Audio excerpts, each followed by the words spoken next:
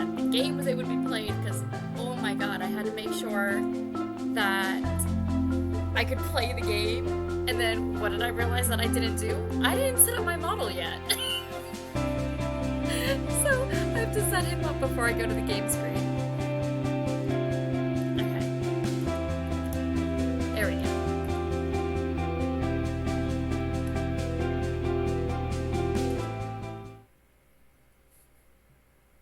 Ah! I said that, and then where's my model? Oh, there he is. There we go. So I don't actually know anything about Hello Charlotte Heaven's Gate.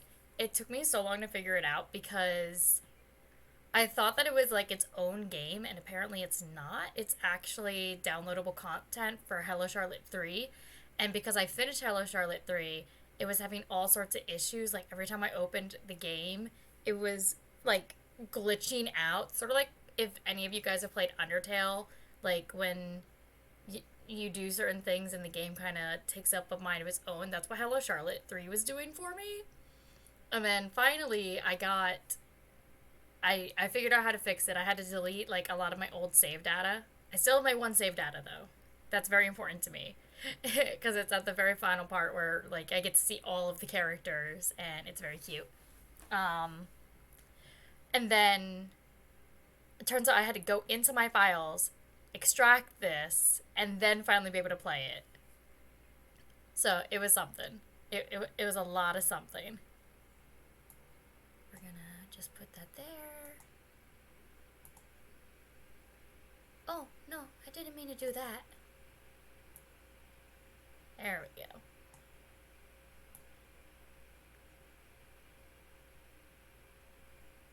There we go. Alright. I think we're all set up now. I don't actually know if this has any audio or not. I know it's visual novel style. That's basically all that I know, though. So thankfully I have a bottle of water, and hopefully I'll be able to remember how I voice a lot of these characters. Alright, well, spacebar isn't doing anything for me. Do I have to hit enter? Okay. Heaven's Gate version 1.0. Heaven's Gate is a short Hello Charlotte spin-off coming-of-age kinetic novel developed by Etherine. This visual novel is available for free in English at each.o. Any reprint or illegal distribution of this work is prohibited. Made with Renprey, this program contains... Interesting that they say you can play it for free, because I definitely spent like $2 on it. Not that that's a lot, but it was like in a bundle. I got all 3 Hello Charlotte games and Heaven's Gate for like a giant bundle. The only one that I had to buy extra was Delirium, and that was on Etherine's website. Darn it, I keep hitting enter. Can I just use my mouse for this, maybe? Okay, I can use my mouse. Display, window, yeah, roll back side, disable, roll back side? I don't know what that means. Skip unseen text after choices transition. I don't think skip anything. Yeah, the music volume's up, so apparently there is going to be volume at some point. Text speed, yes, fast, I like it. Auto forward time, I don't know what that means, so I'm not going to mess with it. Oh.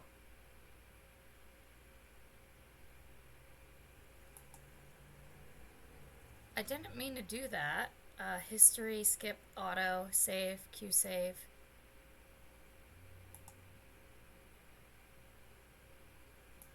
History?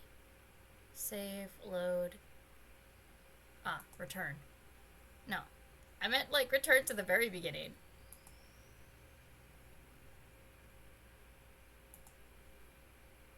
I mean, not really. Ah! We're off to a great start, guys. Alright, and now I have to do so much convoluted stuff to get it back open. Because I didn't realize what diary would do. It's like, no, I just want to start it. Okay. File. PC. OS. Program files. Steam. Steam apps. Common. Hello Charlotte 3. Heaven's Gate. Heaven's Gate. Heaven's Gate application. This is everything I had to do before, too. It was so much. Also, apologies if my voice sounds a little weird at any point in time. According to my coworkers, I still haven't fully gotten my voice back. I thought I sounded okay. Right now, my voice sounds a little gravelly to myself. Um,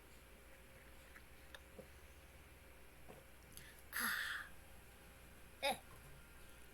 Ew, one of my own hairs was on my straw. But, yeah, according to my coworkers, my voice has still not fully recovered from all the screaming that I did at Eurovision. Okay, let's just start. Either works. Alright, so at least this part seems pretty much the same as playing Hello Charlotte 3.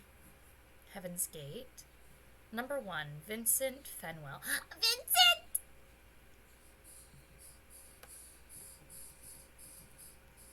I said that there's music, but I still don't hear anything. If it continues to be, like, not actually having any noises, I'm probably gonna put on BGM, just because I feel like just hearing me talk constantly is kind of boring. I personally like some sort of background noise. Vincent Fenwell is watching a small trail of ants go by, his gain remaining disinterested. I approach him out of curiosity. I imagine this is Charles talking. It is Charles. Look at him! He's so small! He's baby! I forgot how I voiced him, though. I'm not about to give him daddy voice. That's how I did the other Charles. Oh, winged ants. That's rare. They're so small. That's good. Bugs are yucky. Look. He gets... I'm just... Actually, you know what? I'm probably just going to do Charles in my normal voice, just to make my life easier if he's going to be the main narrator. He gets up from his knees and steps closer to the ant trail. We must be like gods to him, don't you think? With those words, Vincent picks one up. Just one tug and the wing rips off with an alarming ease. Stop it! Let it go! What are you being so upset about? Just because we are bigger doesn't mean we should hurt them. It's just a bug, though. Oh, poor Charles. Poor baby. Poor baby. Mom says even the smallest lives matter. My mom says bugs are annoying. Oh, he's so traumatized. If you don't stop, don't stop, I'll tell the nurses. The boy simply gets up and leaves. What's up with him? From that day on, I decide that I don't like Vincent Fenwell at all. Number 2, Tassos. Alright, it says that there's supposed to be noises. I don't still... do you guys hear any noises? Because I don't hear any noises. So, like... I'm just gonna add some BGM. Like, if eventually we do get noise... Yeah, it definitely... Oh, no, go back. History, skip, auto, preferences. Like, it says that it's all the way up. Like, you see this, music volume, sound volume, voice volume. But I don't hear anything. But it also said that it was supposed to be a visual novel, so I'm like, is it supposed to make noises?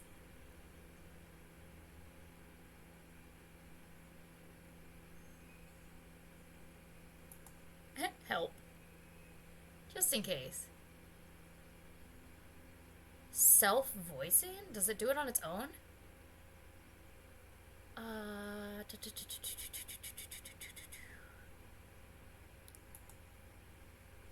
Taco self-voicing. Oh, one sec. It opened up a thing for me.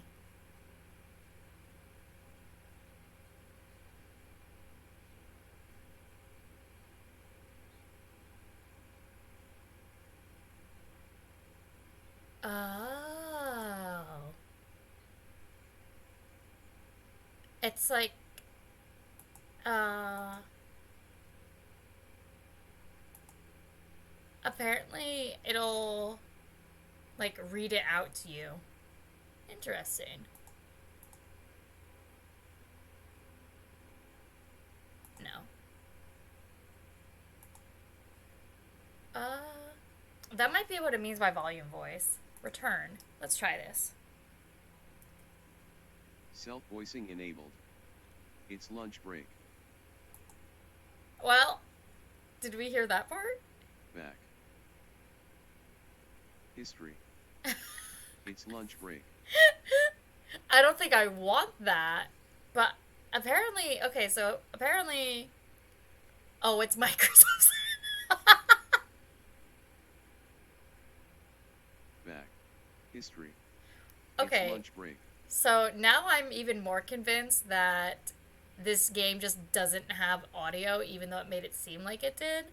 Or maybe there will be audio at other points as we play. Because, like, clearly it actually does stuff. But I'm just going to really quick add some of my relaxing BGM.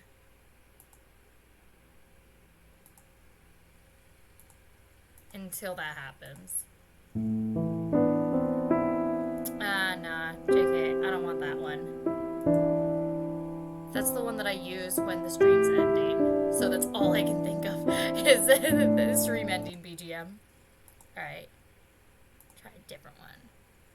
BGM 2, maybe?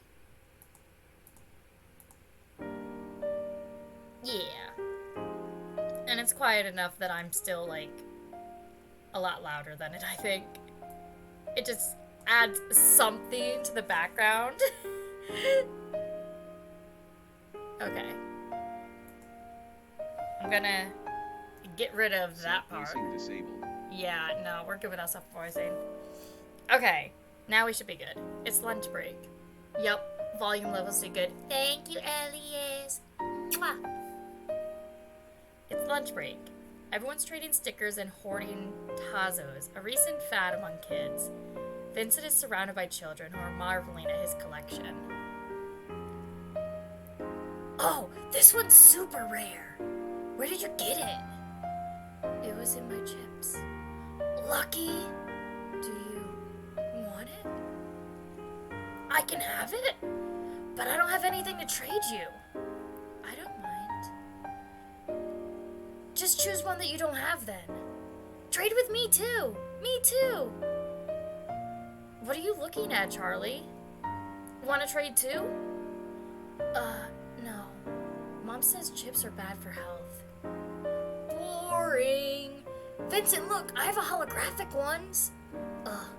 What's so special about him? This is so different than the rest of Hello Charlotte, where, like, Charles was simping for Vincent so hard. I was simping for Vincent too, let's be real though. All he has is a pack of Tazos. Lost in thought, I trip and drop the box with the classroom turtle that I was carrying! The nurses yell at me and make me stand in a corner for half an hour. I blame it on Vincent, too. Number 3, Mother. When I'm 5, we move into a flat swarming with cockroaches and pigeons living on the balcony. Why is this place so dirty, Mom? I ask. The person who lived here wasn't very cleanly, is Mother's answer. I want to go back home, I tell her. Why did we have to leave?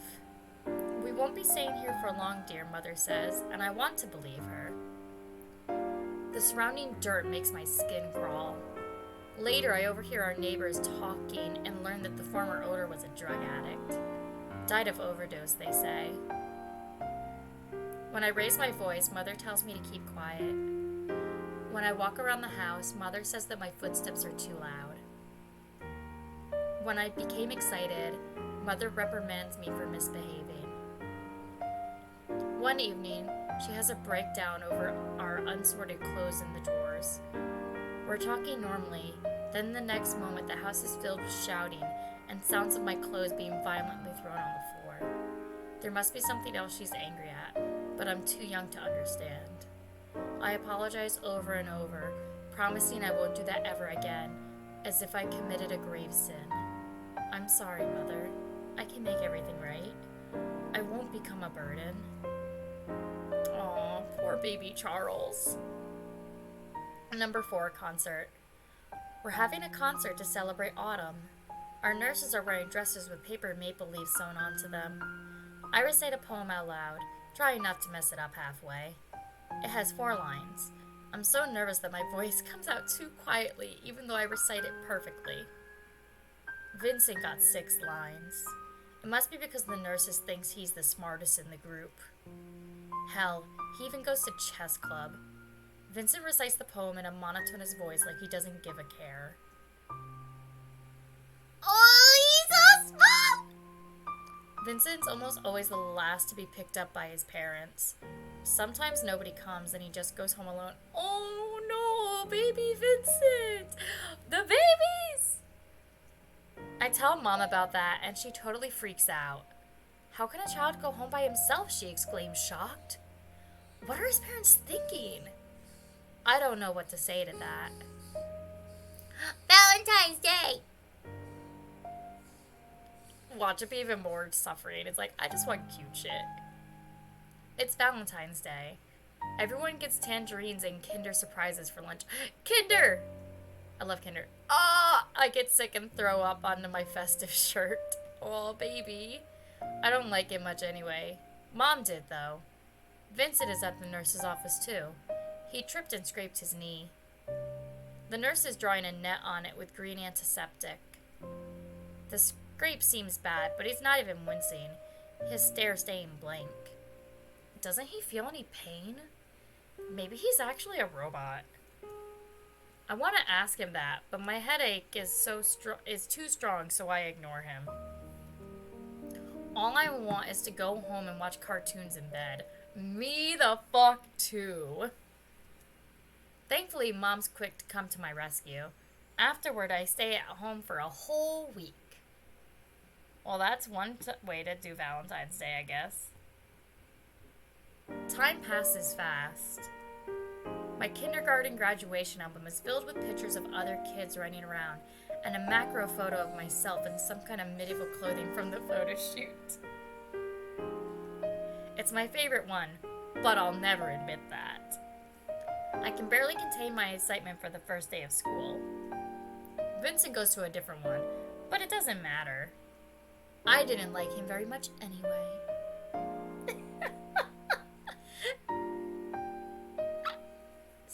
Friends! We like Friends. Elementary school is boring. I solve all the problems in my math workbook in one evening, and as a consequence, end up dying of boredom at actual lessons. Shouldn't there be a faster way to do this? As the school days pass, I get so excited about my intellectual abilities that I point out others' mistakes every time I notice them. Wow! Little, 5-year-old Charles is an asshole, and I love him. The girl sitting next to me seems to enjoy my company, mainly because she gets to copy my answers during tests. In the meantime, I find a new way to make friends. All you have to do is buy them food or share yours. Well, that explains a lot from Hello Charlotte when Charlotte was constantly buying food for Henri. Then everyone will gather around you, excited to get sweets for free. I spend all my pocket money on snacks and still end up being chosen last at PE lessons. It takes me some time and an after-school beating to learn not to poke my nose into others' business.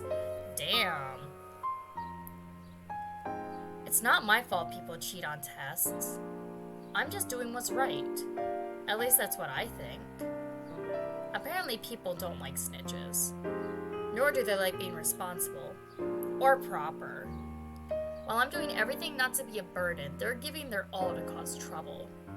I feel like this will take some time to sink in. Over the years, I learned to keep my mouth shut. From a moderately talkative kid, I turned into a complete class ghost. By the end of 4th year, everyone still calls me by my last name. Aww, poor Charles.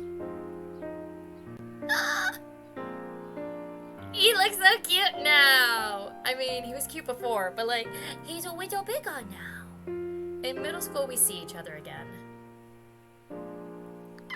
There he is! There he is! Vincent looks more frail than I remember him being. Maybe it's just that I've gotten taller. When he sees me, he smiles. In fact, he smiles to everyone. The usual unchanging blank expression that he had in kindergarten is gone from his face, replaced with a mask. It's unsettling. I don't smile back. Somehow, we ended up doing a class project together. By the time I gathered the courage to ask someone to invite me, everyone else had already found a partner. Also sounds like Hello Charlotte, too. There was an open spot in his group. The other two kids just want easy marks, so only the two of us actually end up working. Vincent is surprisingly nice to work with. He's a good team player, very considerate, and giving his all to complete the task. A complete contrast to most of the kids. For the first time in a while, I have fun working in a group. System notification. 1 incoming message from Charles. Here, I'm sending over the presentation files. Great work. Let's do our best tomorrow. He's thankful for my effort? This must be the first time in 5 years of school. I'm so moved that I put his name first on the project's title slide. Oh, Nikki, you're cute! It's the project presentations day.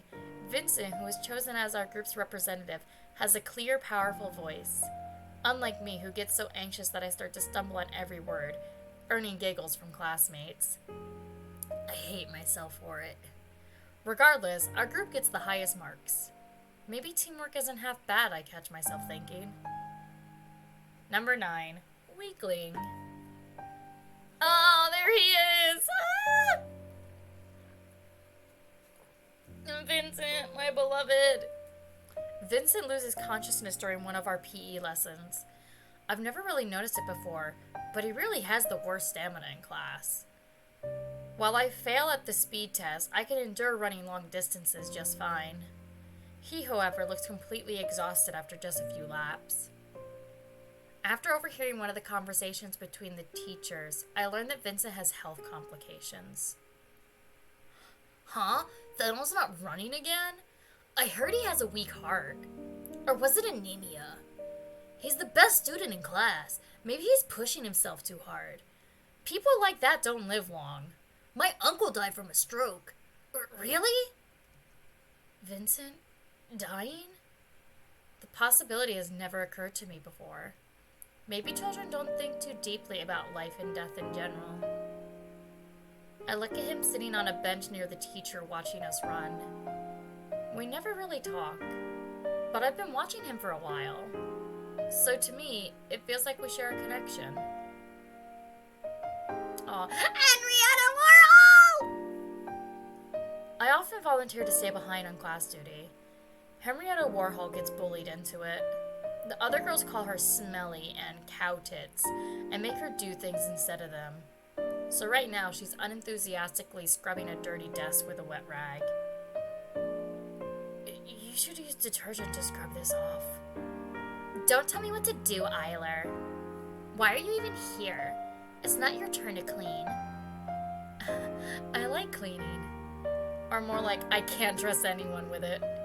Everyone's too sloppy and lazy to properly clean all the dust. Just thinking of sitting behind a dirty desk makes my skin crawl. Weirdo.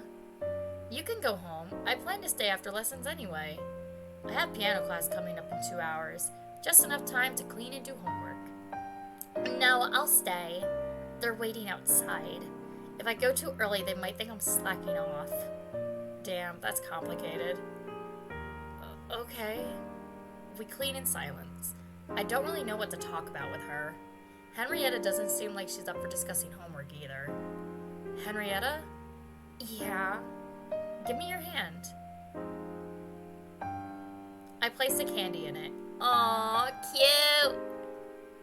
Here, good work today. Carrying snacks around still remains as a habit of mine. Might as well try to win Warhol's goodwill with it. Henrietta stays weirdly silent. There isn't anything wrong with it, right? Unless you don't like barberry flavor. Oh, thanks. You're welcome. Henrietta awkwardly stumbles out of the classroom without saying so much as a goodbye. Weeks later, we start talking during lunch break sometimes. The other girls mock and tease her for it, but Henrietta learns to talk back. Maybe she's more confident about herself when she feels less alone. 3 incoming messages from Henri. Okay, listen up, Eiler. We're gonna get rid of your acne. I'm gonna send you a list of skincare products and food to avoid. But Mom... No buts. For a clean freak, you sure hate looking after yourself. Past. Mother never tells me anything about her past, or father, and I never ask. It's something we never talk about. All I can do is listen to her occasionally cry at night and keep quiet about it in the morning. She's holding up well, but I can't help but worry that one day she might trip and fall and never get up. The thought makes my hands itch, and I spend 10 minutes in the bathroom trying to wash it off. I want to grow up and become someone she could depend on. Interlude. Alone. It's quiet in the Mind Library! I'm hunched over a language workbook trying to fill in the blanks, but all the letters come out jumbled. I write them over and over again until the pages are filled with illegible scribbles. Hello? Frey? I thought we were in True Realm. Why are we in the Mind Library? Why is there Frey? Frey peeks over my shoulder like nothing's wrong. Miss Wiltshire, what the fuck is happening now? I'm so confused. God, I have to remember the voice I gave for Frey. Doing someone's homework again, Miss Wiltshire? You do know that it's not your obligation to do it, don't you? Charlotte! My beloved! I miss you. I miss you so much. I love you. It's for a friend. Ah, so that's why you couldn't turn them down. Because they said you're friends. What is so wrong to believe them, Frey? No, of course not. Miss Wiltshire is a very earnest girl, after all. Too gullible for her own good. You see, what your so-called friend used was a keyword. A password that doesn't mean anything. You heard it and immediately thought of the meaning you had for it.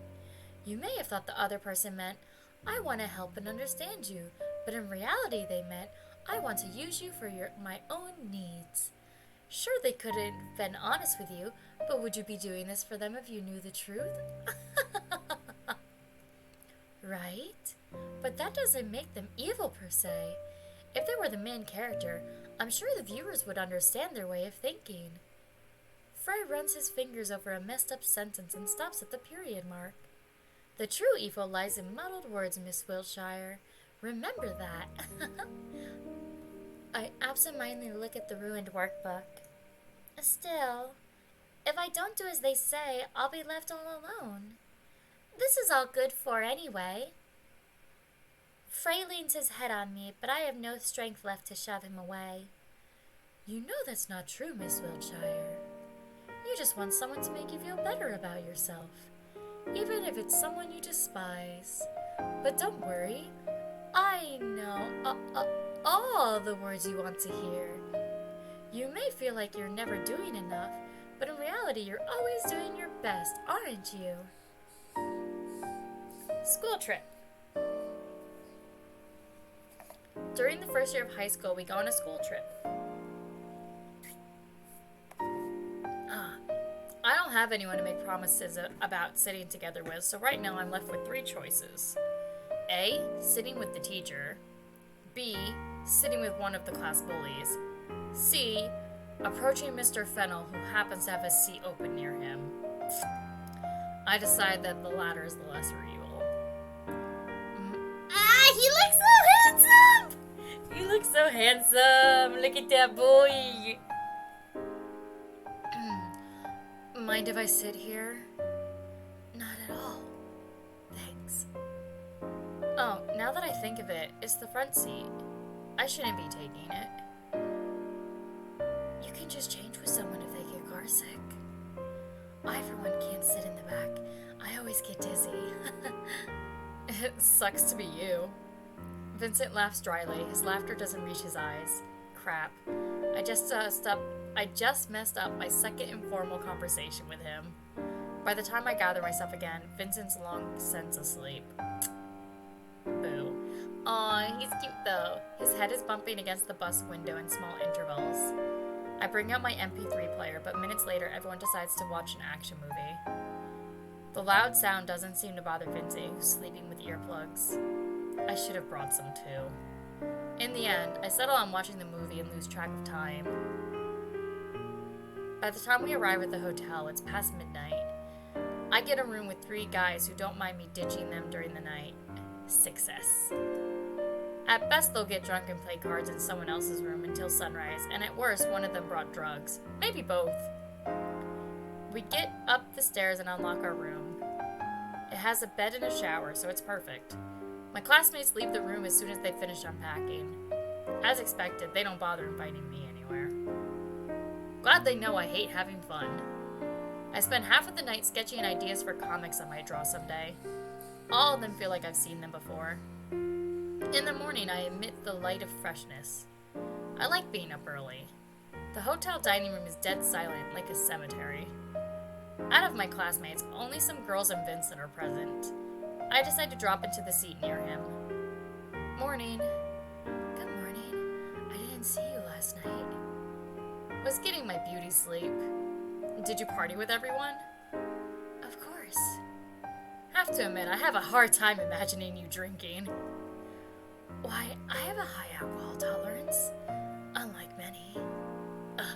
Don't remind me. I woke up to sounds of someone puking in the toilet next door. Unpleasant, isn't it? My face says it all. Still, the image of Vincent drowning alcohol like a glass of juice seems really funny to me, so I can't help but laugh out loud. Vincent gives me a questioning look, so I quickly try to change the topic before he asks anything. When I drink, I just become sleepy. Boring, right? Me! When I drink, I just become really sleepy. It just makes me want to sleep. I'm a boring drunk, guys. Sorry.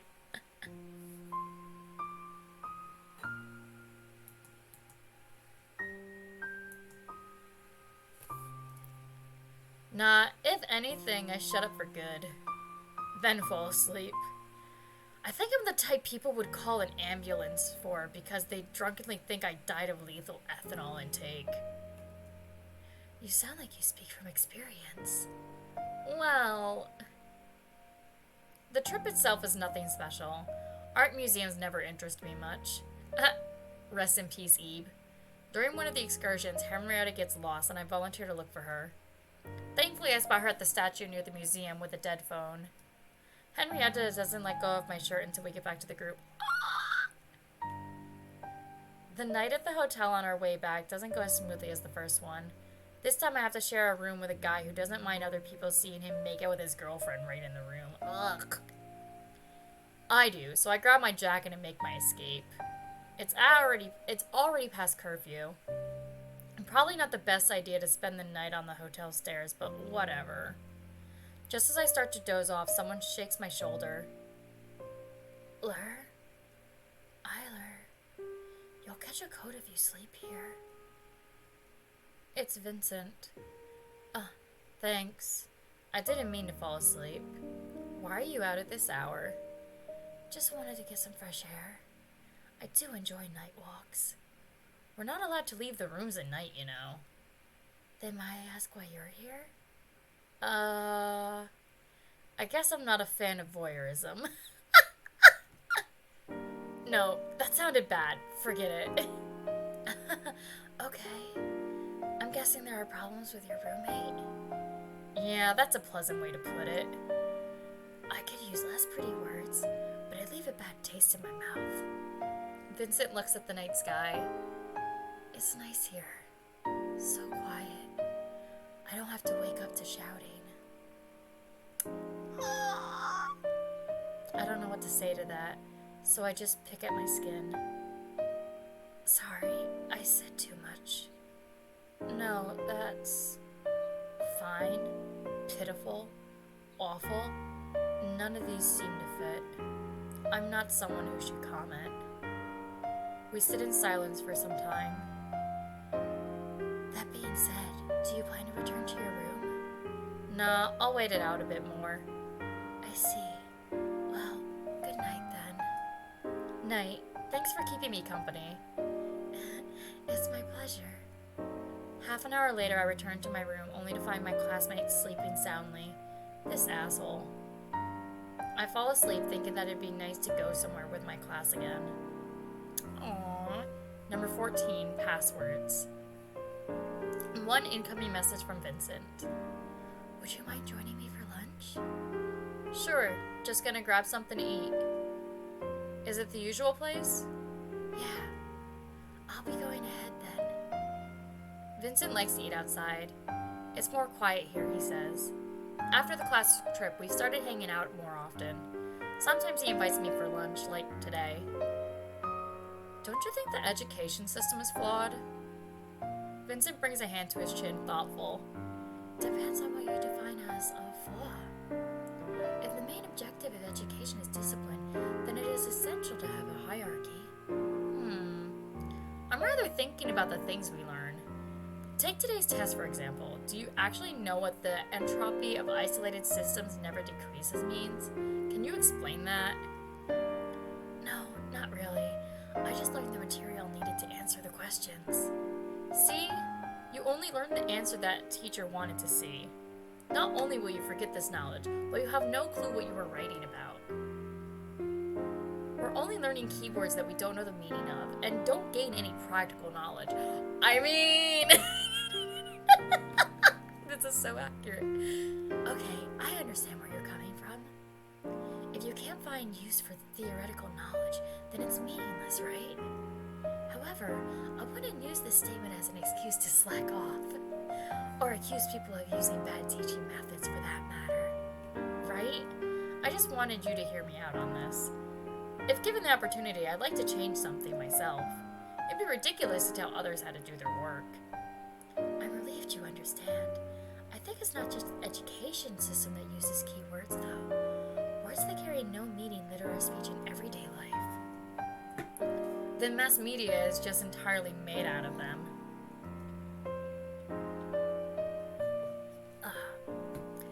It's just template phrases that are guaranteed to cause a reaction.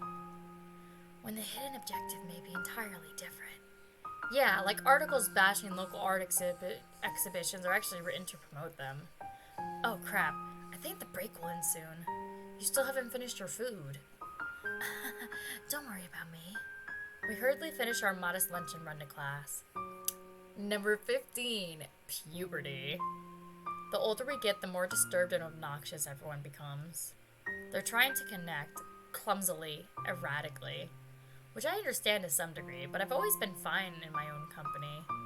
Also Vincent's, but he can be tiring too. Sometimes he starts ranting on subjects I don't understand, which gets tedious. Like, how do I give a damn about politics? I'm the politics friend! I'm Vincent! I love talking about politics. But that's because I was a political science major. Don't be mean to me. Go back to your containment board, for God's sake. Henrietta isn't a saint either. Am I actually masochistic for enjoying being badmouthed by her? At least she has the same horrible taste in anime. Miss Warhol, you absolutely have to consult me on dating sims. We could make a fortune off this. Fuck off, Eiler. It won't sell. Here, at least. And don't talk so loudly. The other girls will hear. It's your fault for trying to seem something you're not. So how about it? You and me? A doujin circle? What is this visual novel doing now? I love this. I love this so much. No, I've never written a finished story in my life. Just copy the popular tropes. Everyone only wants things they're used to. Just go away, Eiler. You're a bother. Go pester someone else. Talking to Miss Warhol always lifts up my mood.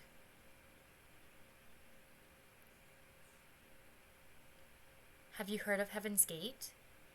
They're an organization that preaches that our world is controlled by alien puppeteers from another world. Fucked up, right? Does that mean that their world is more real than ours? What even is real these days? Do you think we could be saved if we refuse to be actors on this stage? Maybe we should leave to get all together. Incoming message from Charles. What's up with the emergence of the web cults lately? You mean Heaven's Gate? Actually, I helped copyright the contents for the site. What? Really? Of course. Any kind of content has curators. This one was meant as a prank, though. You don't actually believe that we're puppets on strings, do you?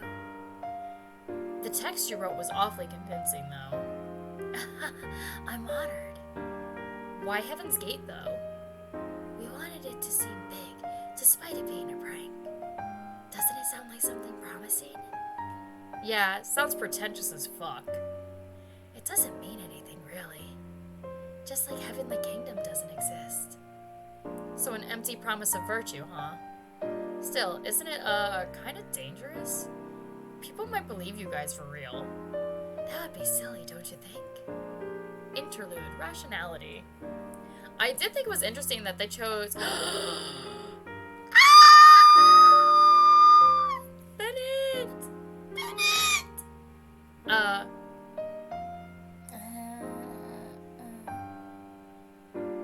Sorry, my mom texting me about stuff that doesn't matter right now, because she clearly has forgotten that I'm streaming.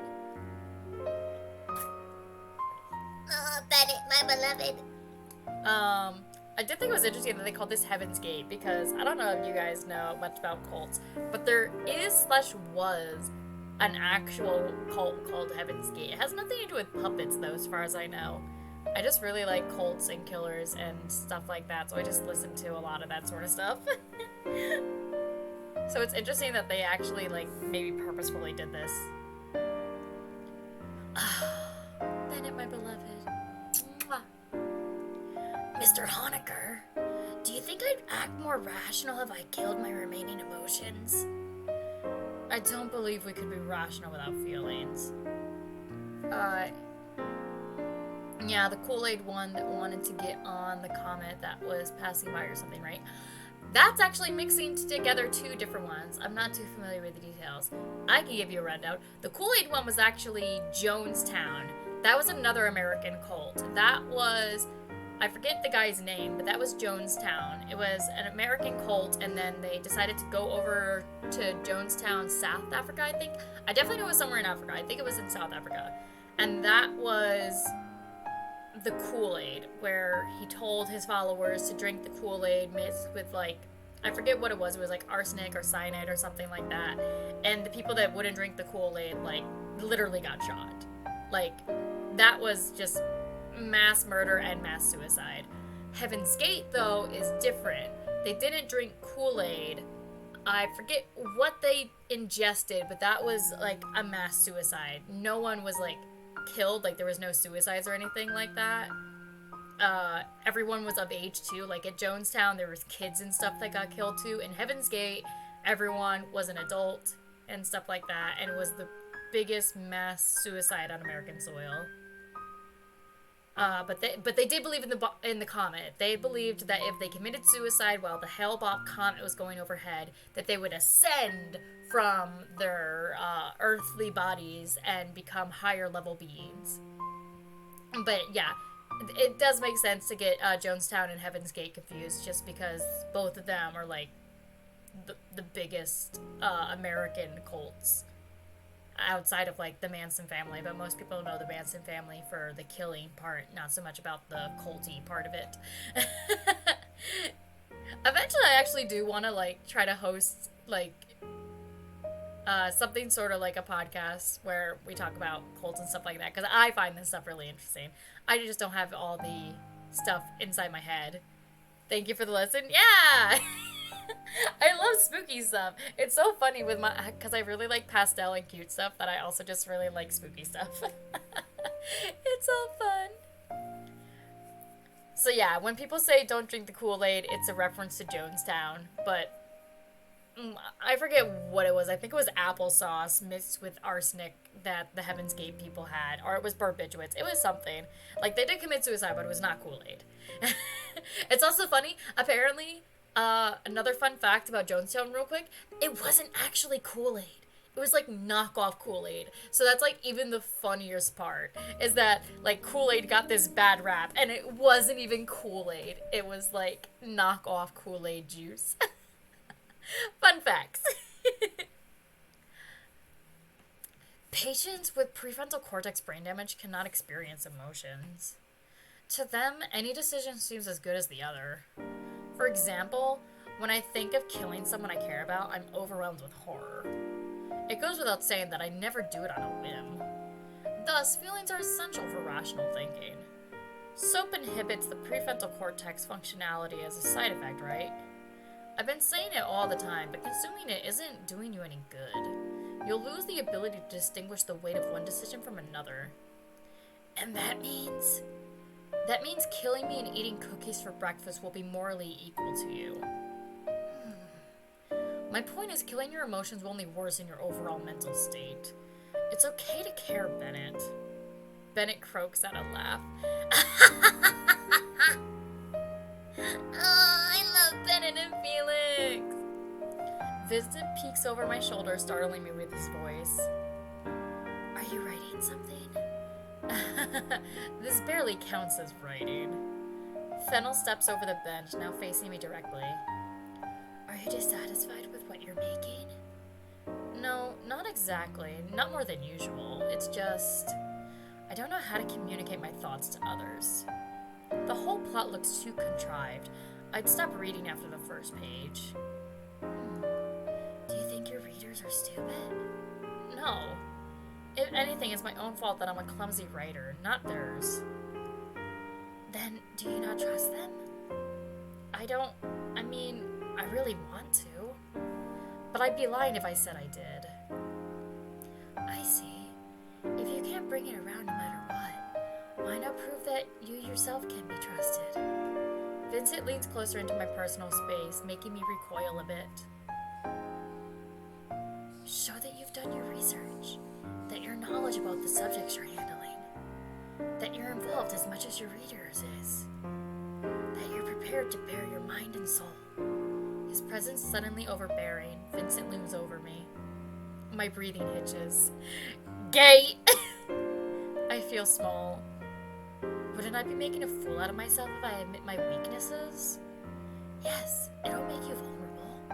It'll leave you in the open, naked in public, guts out. Come, cop a feel. For $1.99 only. What the fuck is happening? Thrilling, right? Yet still, you'll be the one in control, because it was your conscious decision to reveal the information, and you hold power over it. With these words, Vincent leaves my personal bubble and drops on a bench beside me. Having nothing to hide puts you at both an advantage and disadvantage, but my opinion is that it's worth it. I suppose that's one way to go about it.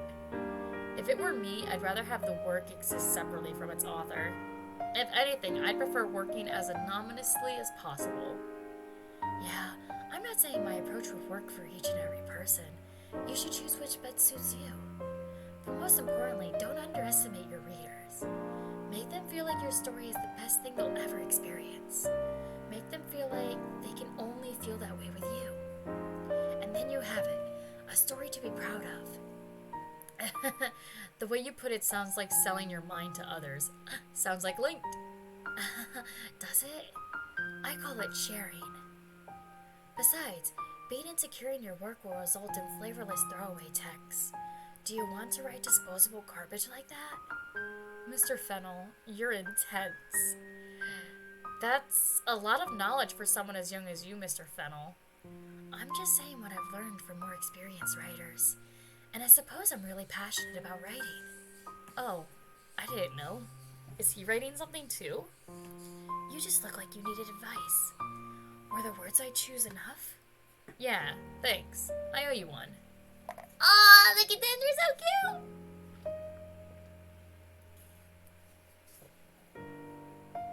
cute! I love having a water bottle with a straw so I no longer have to do the weird when I'm drinking something.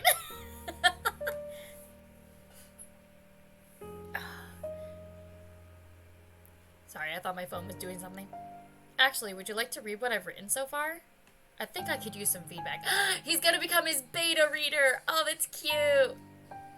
Sure. Don't expect mercy. Bring it on. I'll fetch you my notebook next week then. There's a lot written, so you can take your time with it. Our conversation is cut off by the ringing school bell. And during our final high school year, Vincent joins the student council. Dramatic reveal. Joining Stu Cal is always a bad thing. And invites me to do the same. Didn't you mention that you wanted to influence school life if possible? I believe it's a good opportunity to do so. I think it's not about good ideas, but rather the ability to convince others. Which is something you have. And right now I'm using it to convince you to try it. So persistent. Okay, fine, I'll tag along. Success, you'll definitely regret it. I love him! Huh? Wait, that's the opposite of words of encouragement.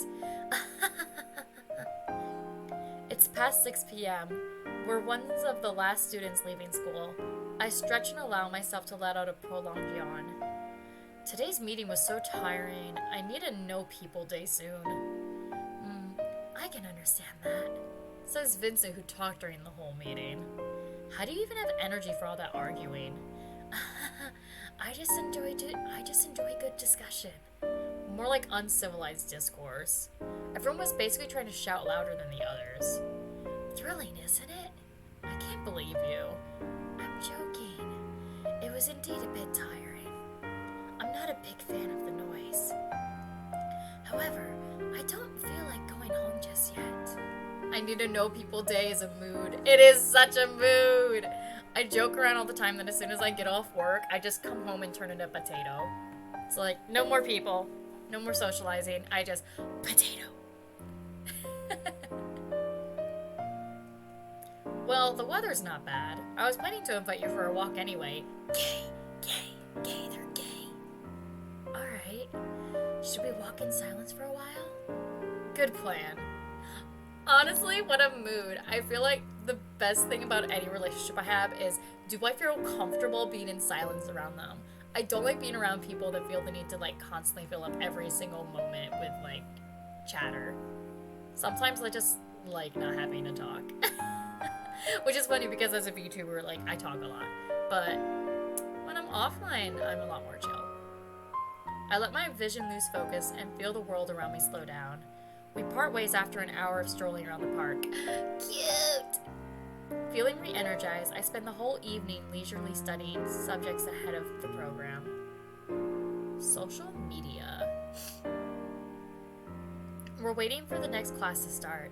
Henrietta sits near me on the windowsill, dozing off with a chem book textbook in her hands. I'm just so tired of social media. Everyone's talking so much, but no one's talking about things that really matter. And I feel bad for contributing. Aw, Henrietta yawns and stretches, then pinches my nose. What do you think people should be talking about then, genius? And who are you to decide what matters and what doesn't? Shut it. I know. I'm just saying how I feel. And I feel tired. Your judgments are useless then. It's like wanting a teenage melodrama to have a deeper meaning. Want something profound? Read a book. Or go talk to Fennel.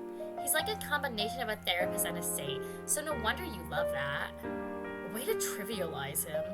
He's like a god. A human. You're just biased because he validates you. Okay, good point. Still, I don't get it. What's so good about him? Aren't you singing his praise? Aren't you singing him praises just because he's polite? Just because he has the human decency to make effort to be kind to others. He's hardworking, reliable, and after talking to him, I always feel like I've ascended to some new level of human consciousness. Also, he appreciates the concept of personal space, unlike some. Ugh, are you done yet? Now you're just being jealous. Go fuck yourself, Eiler. See? No human decency. Vincent would be like, would you kindly back off? That's the same thing. Might as well be. I wonder if he's ever gotten angry at someone. He just has high self-control. I lost mine somewhere along the way when I tried to prove that I'm not a doormat for others to step on. So she's conscious about her attitude after all. Maybe Henri is the best Henri. Actually, any Henri is great. I can't exactly tell you not to worry about it, though. But I like you the way you are. Okay. Aw, cute. Vincent comes over to do a research project for school. I welcome him into my room with rubber gloves still on my hands. Eiler, you look proud of yourself. Of course. Cleaning, done. I love him so much. He's such a clean freak. He's such a germaphobe. I love him. Clothes, ironed. I can focus on schoolwork in peace. Good. You seem to be especially scrupulous when it comes to organizing. I just can't seem to focus when there's something out of place. I end up thinking about a single sheet of paper lying around unsorted instead of doing something useful. Oh, but that's not the worst of it. Must be tough. My workspace isn't very organized in comparison, although I don't have many personal possessions. Don't like stuff piling up? That too, and perhaps I'm not very sentimental. I really wonder if that's the only reason, but decide not to press on. Let's change the topic. That being said, remember when we were all about collecting stickers and stuff? Yeah, everyone was crazy about trading. I still have my collection. I can't bring myself to throw away my cat toys, too. It's kind of embarrassing. Why? You must have loved them a lot. Having things you love doesn't make you seem infantile. Yeah, well, when you put it like that. What about you? Don't you have your favorite stuff? No. I only bought popular things regardless of whether I liked them or not. Oh, I see. And then? Then I threw them away as soon as they became useless. At this moment, Vincent's gaze seemed empty. His face didn't convey any particular emotion, even though he was smiling, which felt horribly out of place. For a second, it felt like we weren't talking about bootleg Digimon stickers. Digimon! But something else entirely.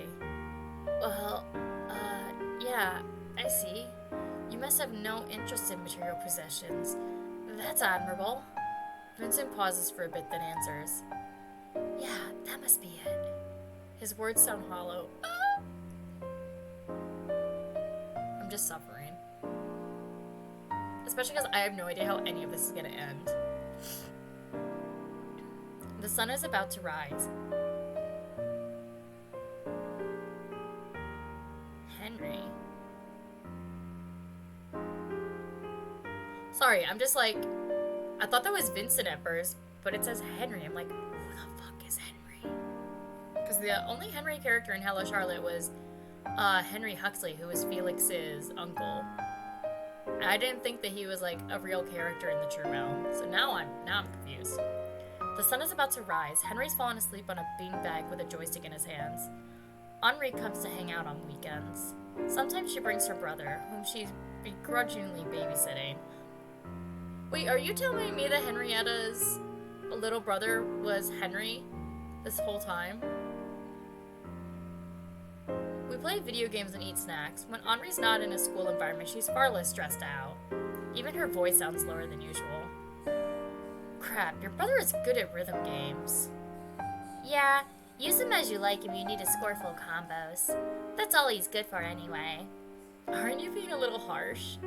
He deserves it for being a lazy ass. Have you seen his grades? It's like he's made it a goal for himself to become the worst student of the year. Maybe his mind just works differently from the rest. Yeah, that too. But for the most part, he just wants to play MMORPGs all day.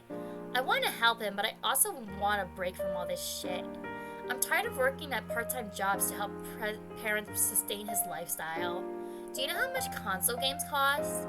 Add that to a monthly MMO subscription, gacha pulls, and merchandise, and you'll get my monthly salary. Your parents don't have to buy all that, you know. Henry says they motivate him, so if they don't, he just refuses to leave the room. Sheesh. Henri looks at the ceiling, contemplating something. Eiler, I was thinking, Yeah? aren't we actually dating? What? Henri starts counting on her fingers. Look, it's the 5th time I'm staying over. You take me out for nice food and carry my bags when I'm shopping. You even look after my brother when I'm busy. Aren't all these things just things a decent person would do, Miss Warhol? I fail to see your point. Aren't you the one who's always like, I wish someone would call me princess and take me on cute dates. We'd buy matching clothes and cuddle on a sofa. Henri nudges me with her elbow violently. Yeah, you're far from that. Please don't use that squeaky voice to imitate me ever again. Still, what should we call this? Does it need a specific term? If you're talking about becoming each other's possessions, then I'm against it. No one ever belongs to anyone. Yet for some reason, people think there's a meaningless string of letters can bind people to them. Isn't it normal to want something you can call your own? It rubs me the wrong way. That would mean treating others as commodities.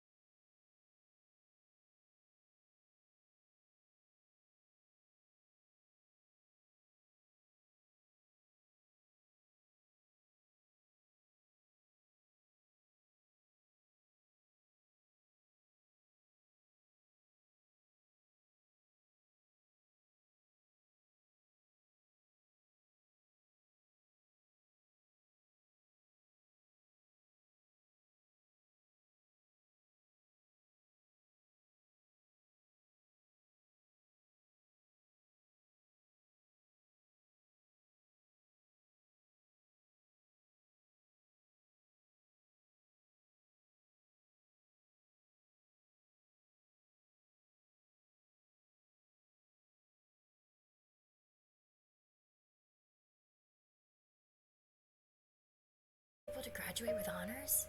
Nah, I totally blew my chem and math grades. It took me a bit of time to come to terms with the fact that I'm not that smart. Wish I didn't grow up thinking that doing well in academics would guarantee me a secure future, though. Or anything, really. Right now, I just want to sleep my life away. By the way, how's your mother feeling? She's okay, surprisingly enough. I'm doing my best to help her, too. Even if it means working in retail. Working retail sucks. I'm sure of it. She used to be far more violent before. Never laid a hand on me, though. It was always something else. Utensils, clothes, books. The only thing I regret is that as a kid I tried to make her less aggressive by saying I'd kill myself. That was extremely selfish of me.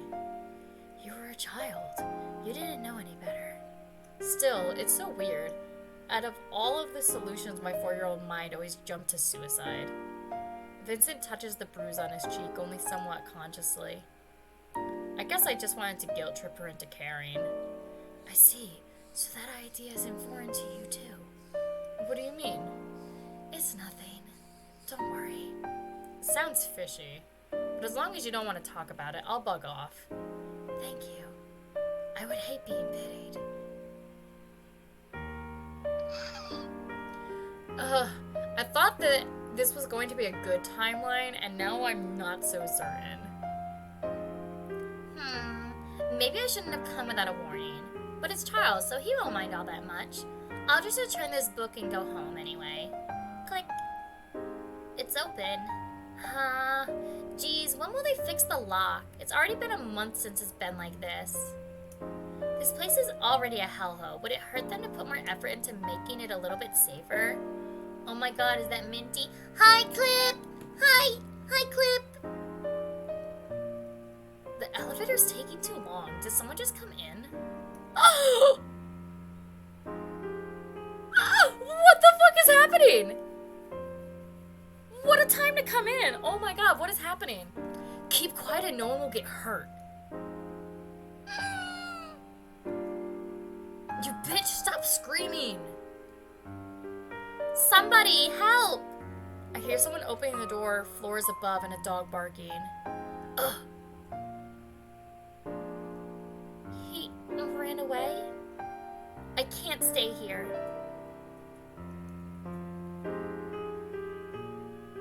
Blood? What the fuck is happening, y'all? Ring. Ring. Ring. Who could it be? Hello? What did you just do, Clip? You joined the royal court. The calm piano music is no longer I love that. The calm piano music no longer fits. Also, Clip, fuck you. I think that means that you're my first sub. You have joined the royal court. I have to give you a title now, I guess. I don't think princess works, though. I think you're better off as a court gesture. I think, anyway. I think. Because I don't think that there was any notifications on my last stream. And I doubt anyone subbed when I wasn't live.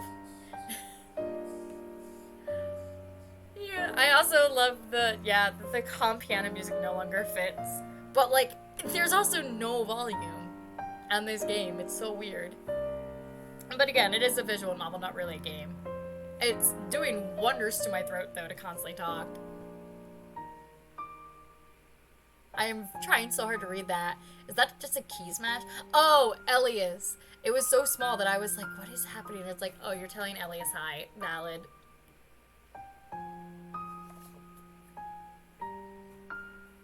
God, I'm so hungry. I'll have to eat lunch after I'm done with the stream. I ate a thing of Jello so fast before the stream because it was like, all right, I have no time to eat my apple, so here we go. Maybe I should pretend we're not home. Why is she bloody now? What is happening? I thought she was the one that saw the blood. Why is she bloody now? What is happening? What the fuck? The calm piano is not fitting at all anymore. I don't have a horror track, though. I need to get a horror track BGM, apparently. Henri? There's a trail of blood behind her. It keeps dripping, staining the floor. Oh my god! I thought she was seeing the blood. Did she get stabbed? I think it's perfect music. Thanks, Clip! What happened? Shit, okay, don't talk. Mom, call the ambulance. Henri, I'll help you lie down, okay? The blood will get everywhere. Don't worry about it. It's going to be alright. If her lung isn't punctured, that is. Here. Sorry for the makeshift scarf pillow. I'll get you a real one in a bit. I'll try to stop the bleeding now. But, I only have theoretical knowledge about it. Forgive me if it hurts. Mom will Google the right way to do it, so trust us. Henri stays quiet. She must be in shock. I help her take off her shirt and look at the wound, trying not to focus on the blood oozing out. It's most definitely a knife wound. She just got fucking knifed. Like, what? I imagine the game is going to tell us, but like, what the fuck? Did that random dude just knife her?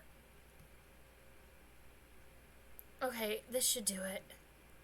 I throw the bloodstained shirt into cold water and let out a sigh. The ambulance arrives quickly. I follow her to the hospital, hoping that it's nothing serious. When I see Henri again, she has the same absent-minded look on her face. What did they say? No internal organ damage. Yup. But it's going to leave a scar. That's good. It sucks. Why do things like this happen? British crime, am I right? I mean, I don't know if this is British. I know that... I think Etherine is Latvian or Lithuanian. I know that the creator of Hello Charlotte is Eastern European. Can't everyone live in peace? She begins to tear up. Oh, poor Henri. Why must I be cautious of every person I see on the street? Why must I be scared of walking alone? I'm scared too. Ever since we moved into that place, I've been paranoid of every sound. We got rid of the cockroaches, but the neighbors stayed. Want me to get you some pepper spray? I have some in my bag. I hate it. The very fact that you speak of these things like they're nothing out of the ordinary. But they are ordinary. My mom got stalked by some psycho for over a year. I got smacked with a broken bottle on the street some time ago. Our neighbor's dog got mauled by a pack of strays. Life's full of misfortunes like that. Fuck that. It's unfair. It is. But there's nothing we can do about it, can we? You're always like this, ignoring the problem instead of doing something about it. Miss Warhol. What? And what's with this sudden formality? I didn't get to ask, but what exactly happened back then? I don't get it myself. Everything happened so quickly. He told me to stay quiet, but I screamed my lungs out anyway. Maybe he just wanted my purse. Maybe something else. I don't know. I just wanted to return the book.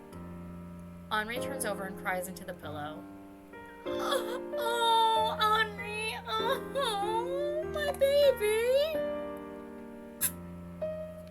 Also, damn, we finally get to see Bennett shirtless, and he looks grotesque, and I don't even care. That's my man, and he's shirtless. Look at him. Look at his grotesque body. That's my husband.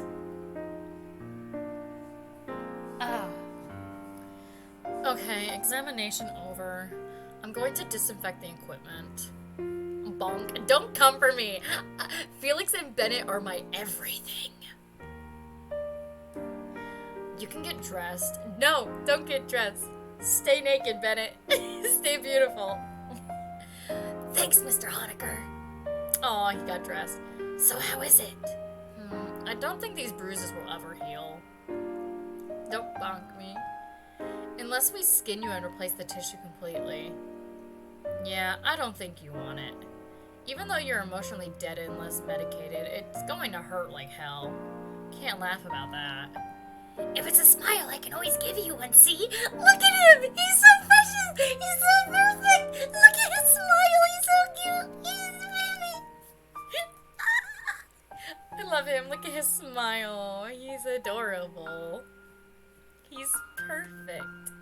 love Bennett. I was not expecting Bennett content in this because I was told that it only happened in True Realm. So I'm so happy. Look at him. He's a balm on my nerves after seeing Henri almost get got. Just like I was taught in the labs. It is a cute smile. Isn't it? He's adorable. He's my little man. He's my baby. Stop it. That's not funny. It's weird, Mr. Honecker. I'm so desensitized to cruelty and violence that I no longer feel saddened or shocked by them. I don't think I'm capable of crying either. Or feeling anything, really. Everything is just mundane. Well, humans are an adaptive species.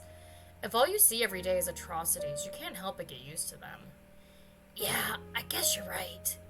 Forget I said anything. You hate being sober that much? When I am, I start having thoughts. I'd rather not think, Mr. Honecker. That should be your thing to do. Good night. Well, he's right. It's really not something I should concern myself with. I have to focus on my research while I still have the time.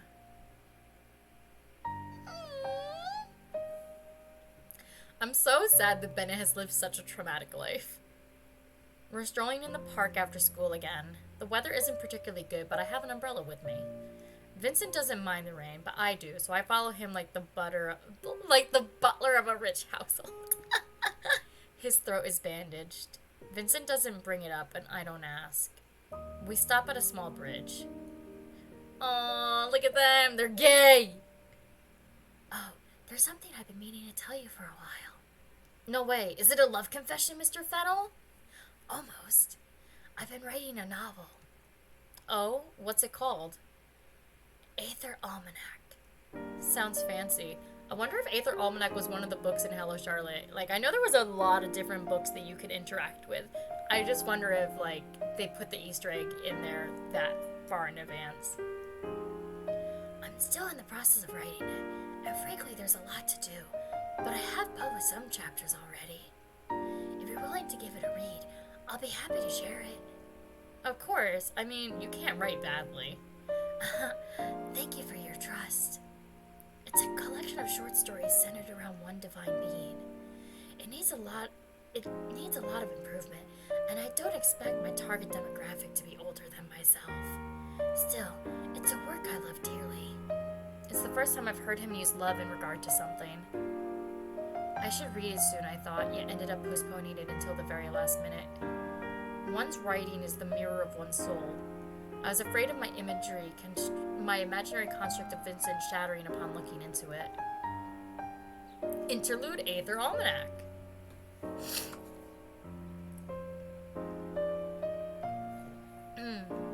In the land of eternity there lived a scientist. Exiled from her homeland for heresy against their beliefs, she decided to travel the world and to see all its wonders. She saw civilizations rise and fall, stars explode, and new forms of life come into existence.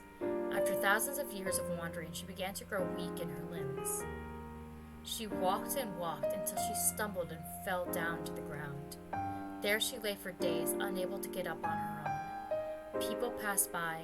Some asked if she was feeling unwell. Some pitied her and gave her food to eat. Some gave advice on how to get back on her feet. Nobody extended a hand. One day, she felt someone lift up her weakened frame.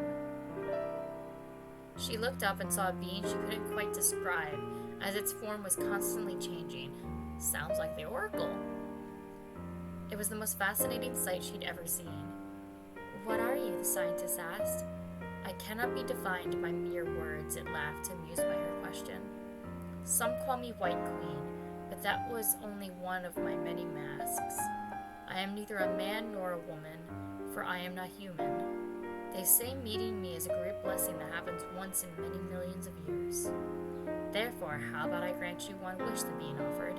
"Say, what do you wish for?" Yeah, this definitely sounds like the Oracle. The scientist thought of unlimited knowledge and the world's treasures and infallible health, but none of these wonders interest her any longer. "Can you remain by my side?" she asked, her voice growing weak as the realization that she grew tired of solitude dawned on her. "Unfortunately, I cannot grant you that wish, as nothing can bind me. was the divine being's answer, and the scientist hung her head low. However, if it's a lifelong partner you want... Without as much as a warning, the creature tore off the scientist's finger, and her identical copy grew from it. As the scientist screamed from the sharp pain that pierced her, the relentless god spoke again. It knows everything you do and understands you better than anyone ever would. It'll never leave your side and remain with you in life and death. When your sight fades, it'll become your eyes. When you lose strength in your legs, it'll carry you in its embrace. Together, you are one. I dream of falling into a pit of identical corpses and wake up in a cold sweat.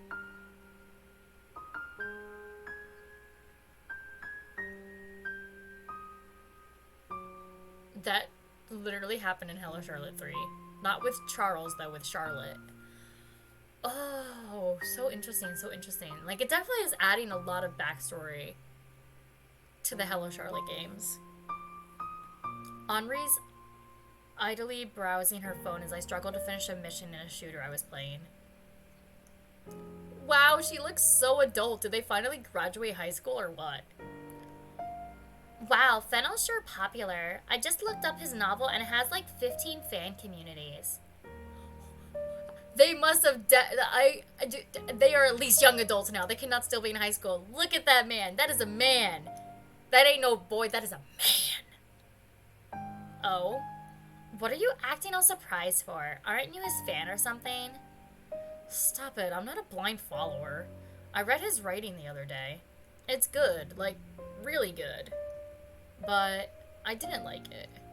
Whoa, okay. Care to explain? Well, the overarching theme of his story is that you can only save yourself. It's like other people don't exist, or can't be of any help even if you're around. His characters either choose solitude or end up in circumstances where they are surrounded by their own selves. Don't you think it's closed-minded to think that way? Wow, Eiler. I knew you were dense as a brick, but not to this extent. What do you mean? Henri rubs her temples and gives me a reprimanding stare. Listen. Doesn't all of this remind you of a certain someone?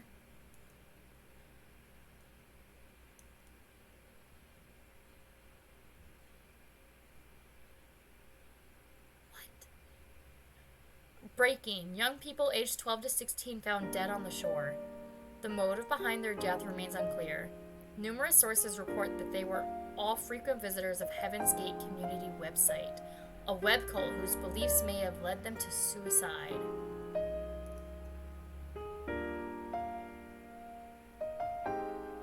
Oh, okay, so I guess they were still in high school. They look way too old to be in high school now, though. My personal opinion.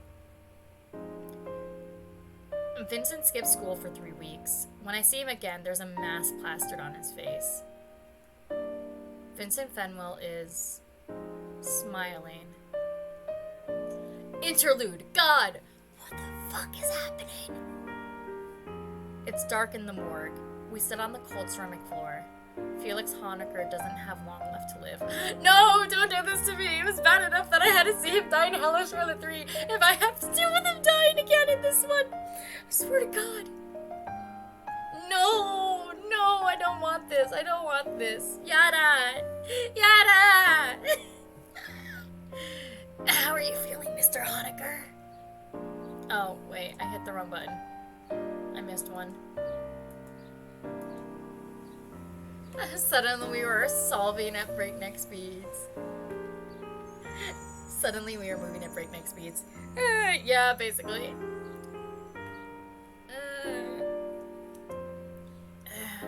Tired, but that's nothing new. Is everyone pulling an all-nighter because of me? Yeah, even Florence didn't hold back on soap. Felix sighs.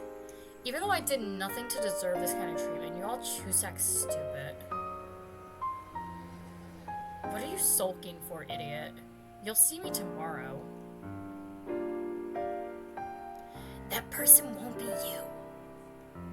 I doubt anybody will notice the difference. It's not like I did anything remarkable during my lifespan. You gave a shit about me. Although, you give a shit about everyone. Just like Henry. Before he fell ill. It's unfair. We both know I'm a copy. First, Mr. Honecker tells me it's okay to care. Then he complains when I do. Which is it? I have whiplash at this point. And honestly, that's Hello Charlotte all the time. Do you believe in God, Bennett? No. Henry Huxley isn't someone as shallow as that. I see. Then it must be the same for me, too. Oh no! Why did they have to give him a new sprite? Oh no! Honestly, Bennett and Felix's relationship makes me so soft and so sad. I just love them. I just want my boys to be okay. Is that too much to ask, guys? Is that too much to ask? Mr. Honecker, I won't make friends with you the next time we meet. It's a promise then.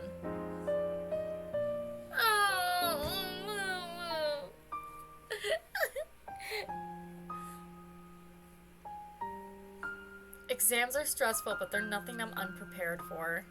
After all, I've always been a Sounds like a great time to take another sip. After all, I've always been a diligent student. I got paired with Henri during the language exam and we passed with flying colors. Vincent, however, remains as distant as ever.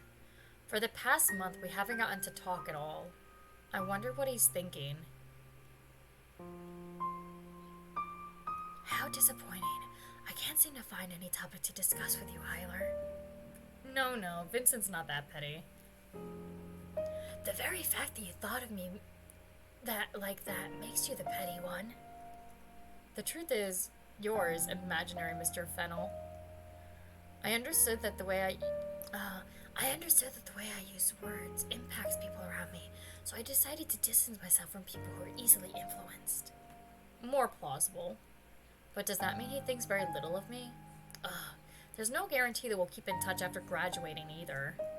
I can't shake off the feeling of frustration welling up and end up losing sleep at night. I'm so anxious that I decide to discuss it with Henri. She likes food, so I lure her in by inviting her to a cafe. He wrote what? Henri stabs a cherry tomato on her plate. It makes a popping sound and bursts. Maybe telling her wasn't a good idea after all. So what if he's a cult leader? What sort of line is that? So what if he's a cult leader?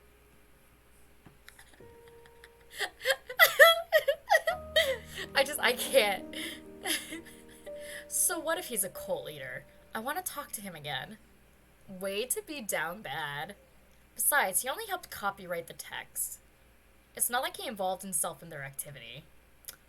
Your moral compass just did a complete 180 right now.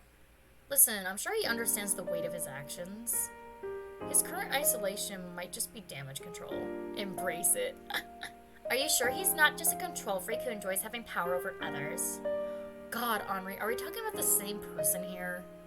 He's the most tactful person I know. He wouldn't... If you commit suicide because he told you your imaginary world will become real, don't come crying to me. That feeling when that's literally what happened in Hello Charlotte. I mean, Charles didn't commit suicide, but he did die. And then his imaginary world became real. And the same thing happened in Hello Charlotte too. If we decide to commit suicide with Vincent, we become immortal gods. Happy end is the best ending. You can't cry if you're dead, Miss Warhol. Ugh. Anyway, Fennel's dangerous, okay? People like him harm others without even realizing it. That accident confirmed it. Sorry, someone is trying to call me when I don't know the number. If he's a writer, he should take full responsibility for the messages he's communicating. And don't go, it's their own fault on me. But it is. Everyone has their own brains. If they decided to self-destruct after hearing they're in a video game, then they were already predisposed to it. They just saw the cult site and bam, confirmation bias activated. They wanted a motive, they got it. I would never end my life just because I stumbled on some creepypasta on the internet. It would take more than that, like mother's death. or my own health deteriorating to the point where I start hurting others. Then Hey, stop it! I'm sorry. I don't think I'm completely right either. Circumstances are different in each individual's case. I know that. I'm just worried about him. Knowing Vincent, he'll never talk about himself. Which is okay with me if that's what he wants. But if he keeps ignoring this, what if... I think of running on the field. Children are laughing, illuminated by sun. People like that don't live long. Fine, I get it. Talk to him when you get the chance, okay? I'm sure you two will figure something out. I walk Henri home and wave her goodbye. When I see Vincent next time, what should I tell him? No matter what I'll say, I find myself afraid of hearing his answer. Graduation! Finally, it feels like they've been in high school forever. The graduation day finally comes. Time sure flies. Oh, she's so pretty! Look at her! Oh, she's so pretty! Look at her! Queen! Queen! God, Charles better look so dashing, I swear to God. Charlie, over here. Who? Daddy! Now we know how Charles becomes Daddy. Apparently all he has to do is fucking slick his hair back. Exactly, Cliff, exactly. It's Daddy. Daddy! I love him. They actually do look like a generic heterosexual couple now, too. They look so cute. Who? Hello, do you really not recognize me? I think you just aged by 9 years. Ow, okay, 7. Please stop kicking me, Miss Warhol. I know I look good. You do too. I look like my father. And you hate it? I don't know anymore. All that matters is that Mother is doing better. Henri pats my head. Okay, try to have fun today. Thanks, you too. He's Daddy. He does look like his dad. I look for Vincent in the crowd. Oh, please let Vincent be there. I want him to look attractive too. He's talking to one of our teachers, all smiles as usual. I join in as his shadow. Damn, he doesn't look nearly as attractive. Like, sorry, Vincent, but like, Henrietta and Charles got like such a glow up, and you just look so basic. Eiler. I thought it was Father. No! That's just Charles wearing a suit and with his hair slicked back because it's graduation. It's not actually Father. But he says that he looks like his father, so like maybe his dad just does actually look identical to him. Who knows? You look different. He does look different. He looks hot. Bruh, I got catfished. It's fine. Give him a few years and he'll become Daddy. He's just a high schooler now. Well, he graduated, so it might be legal. You look tired. Do I? Oh, look! He started growing out his ponytail, though. Vincent has his ponytail a little bit. He had short hair before, now he has this little ponytail. So I can pull it. Well, I suppose I'm not really fond of long ceremonies. Is Miss Warhol not with you? She's participating in a photo shoot with other girls. I ran away as soon as I saw the camera. Vincent laughs, visibly amused. And it's too stuffy in this suit. I have to agree, but there's nothing much we can do about it, right? Yeah, I just want it to be over soon. By the time we get to the rented conference hall, it's already evening. The banquet doesn't interest me, but I already paid for it, so I stuffed myself full with random appetizers. Valid. Vincent's dissecting a steamed carrot with the precision of a surgeon at a nearby table. He seems bored. The moment I decide to approach him, he's engaging in a conversation with someone else. Too bad. I decided to look for Henri and find her surrounded by girls on a floor below. She looks like she's having fun, so I leave her to it. It dawns at me that out of all the people in class, I only managed to become somewhat friendly with 2. With the rest, I don't really have anything to talk about. Unless it's homework. Maybe it's for the best if we forget each other's names after we all go separate ways. In a corner of my eye, I see Vincent leaving the hall. You're leaving? Just taking a walk outside. It's a bit noisy in here. Oh, alright. Doesn't look like he's going to come back. See you later then. See you. Crap, his coat is still here. When I run out of the building, Vincent is nowhere to be seen. I jog a bit to the main road until I spot the familiar silhouette. You're gay!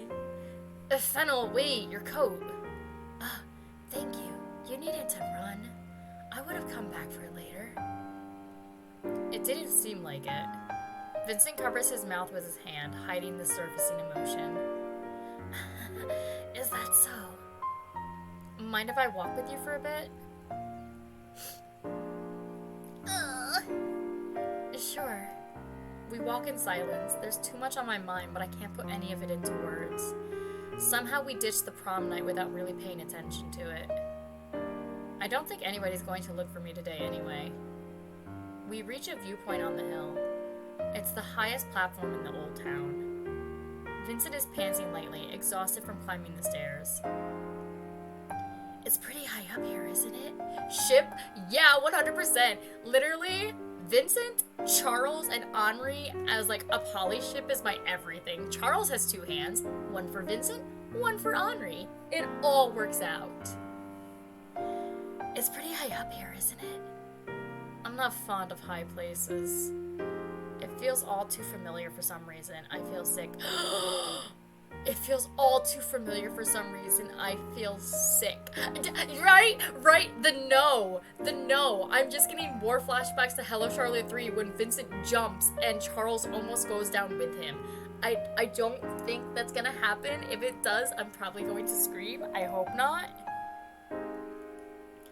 I like them though. Even the air here feels cleaner. Vincent leans over the fence and inhales the night air. Being above everything, leaving all the noise and commotion down below, don't you feel the same? No. I feel like I could fall down any second. I see. Oh, are you alright? I crouched down, my head spinning. I'm not alright. It's like we've been here before. Yet it's not the same. Oh my god! You never talk about anything that really matters, do you? Always all smiles and big talk. Talking, yet nothing you say has real weight to it. I'm sick of your smiling face. What? The dead stare! The fucking dead fish stare. I see. Should I say what you want to hear then? Or agree with everything you say like you always do? My personality has nothing to do with this. Does it? I'm led to believe that you're as much of a control freak as I am. No matter how much others worry about you, you decide to shoulder everything on your own. That's because of how my mother is. That's because I don't want to be a burden. But for you, it's all about your image. But if I asked for help, who would provide it? You? At least I'd listen to what you have to say. You just don't trust me enough. You don't trust anyone. Vincent's eyes gleam with ice. The only one who sees a problem in it is you, Hyler. You're not the solution to my problems. Neither am I to yours, even though you seem to think otherwise. Needles and knives. His words pierce through, but I don't falter. I know, yet I want to understand you. It's not your fault that I don't. You're someone I've always looked up to. You could do things I couldn't and find the right words to influence others. I always felt like your opinion mattered. I crouched down and faced the ground, suddenly flustered. I thought I wouldn't mind losing my individuality if it meant getting influenced by yours. Vincent's gaze becomes absent-minded. I'm a bit envious. I have no one like that. There's only myself. Always have been. I have no role model, and I have a hard time finding a reflection of myself in other people. It's like standing on the other side of a one-way mirror. But but I don't think of others as inferior to myself.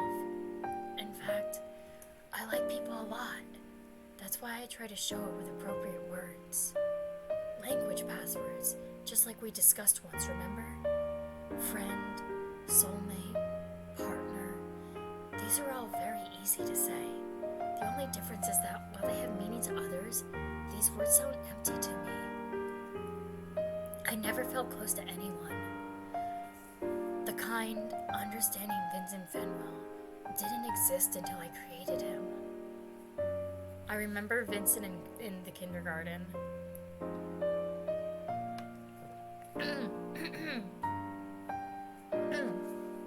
Emotionally dead kid gathering crowds around him with useless trinkets from popular shows. The only time he ever showed emotion was when he tore off wings from those ants, claiming to be in control. Control. Is that what this is all about? You claim that you don't mean things you say, that your personality is fabricated. I don't think you're being entirely honest. You're right. I don't mean it either. Ugh, he's insufferable. However, Vincent isn't looking at me. His mind is elsewhere. It's like there's a wall between myself and the rest. Ever since my childhood, I've been trying to break through it by trying to be someone I'm not. Yet it's meaningless.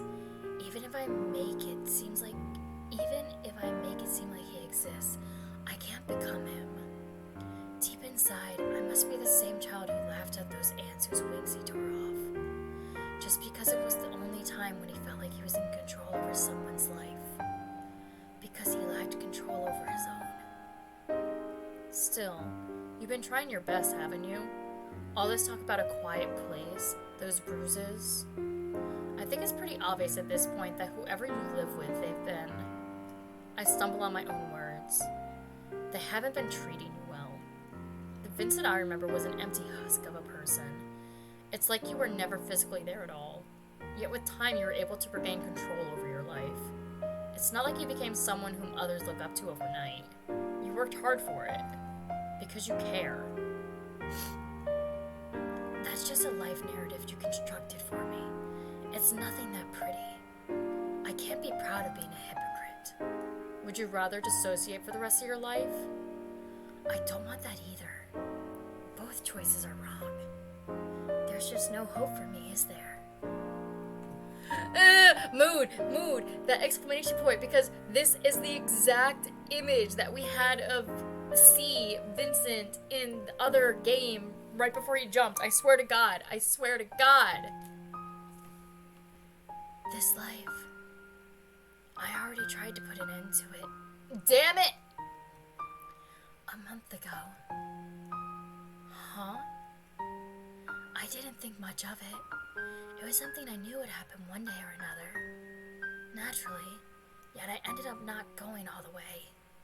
I thought, I still haven't returned the notebook. I was supposed to put an end to everything. For a ridiculous reason like that, I didn't. My eyes begin to sting, but no tears come out.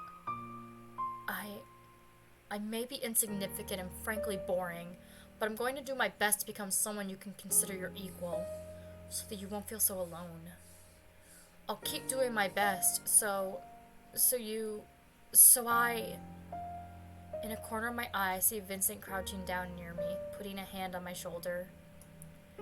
Don't push yourself, he says, his gaze remaining frozen. You're already doing enough.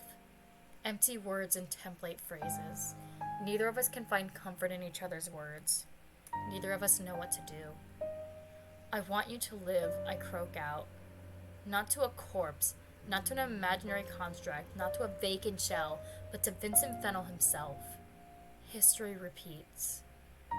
I can't see his face. I see, Vincent says simply. No tears, no surprises. That's how Vincent Fennell is. Yet his words sounded almost thankful. Vincent gets up and extends his hand to me. Congratulations on graduating, Charles. I reach out and accept his hand. The future still remains uncertain, yet I feel like I'll be able to fall asleep tonight. I have so many emotions. The sun rises. A new day has come. That's the end? Really? The end? Art, character, story, programming, Etherine. Editing, testing, okay. I mean, it honestly was a good point to end it on, because, like, thank you for playing. I knew it was gonna be short. I was told that it was only going to be like 40 minutes or so. Oh, but still, oh my god. I have to say I'm pretty happy with it. I'm gonna do the diary because I've been told that I have to do that part too. But that was nice. The sun rises, a new day comes, the future is still there, and none of them are dead. 1. And one day a mother of a young family brought home a doll. She did so out of necessity rather than on a whim or out of strong desire. It wasn't the kind of doll you normally see on the shelves of a large supermarket. It wasn't a particularly beautiful model, being pudgier and noisier than her peers. Her insides were made out of slime that always seemed to ooze out of her nose and mouth. This sounds like Hello Charlotte from the second one. But the mother seemed to be content with those unsightly defects. The doll was supposed to melt into a sticky, dripping, wet, foul-smelling glue that would keep the mother's marriage from falling apart after all. Yeah, that's somewhat unexpectedly nice, right? I was so expecting it to, like, hurt me, but, like, that was actually pretty okay. Like, yeah, exactly. It was like, yeah, that didn't hurt me as much as I expected it to. And the father didn't want to keep the item. It's super wholesome. They're gay! They're married! They still have a lot to do with their relationship. They might have a lot... They're gonna need a lot of couples therapy. But I'm telling you, they are gay. Well, bisexual, because then Henri's there too. They are just a polycube. But to his disappointment, the shop didn't accept any returns. The doll became a fitting addition to the house's interior, for she fit perfectly among the counterfeit porcelain tea sets and useless trinkets stuffed onto the shelves. Pictures reflecting her snotty face filled up the family albums, 1,000 fabricated certificates of a model family life. One day, the glue went dry and the family fell apart. As the porcelain plates hit the walls and the trinkets fell from the shelves, the doll remained still. The slime inside of her turned into water and flooded the room. The woman who bought it left the house, leaving all her former possessions behind. A new owner soon came, and Henry was born.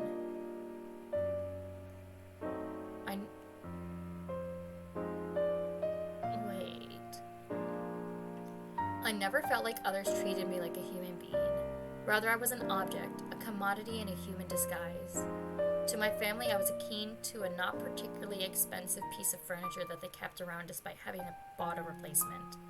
To my classmates, I was a wind-up doll they could push around by provoking it, laughing at how clumsy it was. Due to almost too cliché parental neglect, I was never taught proper hygiene. So my peers made sure to laugh at the way I smelled after forgetting to shower for weeks, and the way dirt gathered under my fingernails. They hid my clothes after PE and called me names, but it didn't matter. I didn't matter. I think this is Henri. As soon as puberty hit, I became even more convinced that I was no more than an object. Maybe it's because I used to eat too much, or maybe due to my genetics, I grew to be more well-endowed than other girls my age. Disgusted looks I used to get turned into something more primal and feral. Lust. Starved for attention, I wanted to be desired. A gift needs pretty wrapping, a realization came. Under my modest clothes, I wore stockings and garter belts. Asked for expensive underwear as a birthday present. Began paying more attention to my hygiene. My hair became perfectly combed, not a single strand out of place. Porcelain skin nurtured by evening masks and face cream. Fake, but no longer unwanted. People I never talked to began asking me out. Girls swarmed around me, talking about boys, periods, and reality shows I couldn't bring myself to care about, but watched anyway. It was something new, something I didn't know I longed for. My first kiss was with a girl. Ah, yes! We love canon bisexual Henrietta Warhol! In Delirium, she was also bisexual. She had dated Charlotte. They were canonically girlfriends.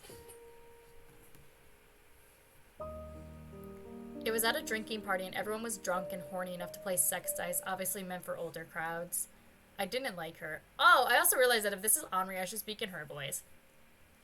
I didn't like her, but I liked how it felt. I decided I wanted more. Silky shorts, short skirts, knee socks.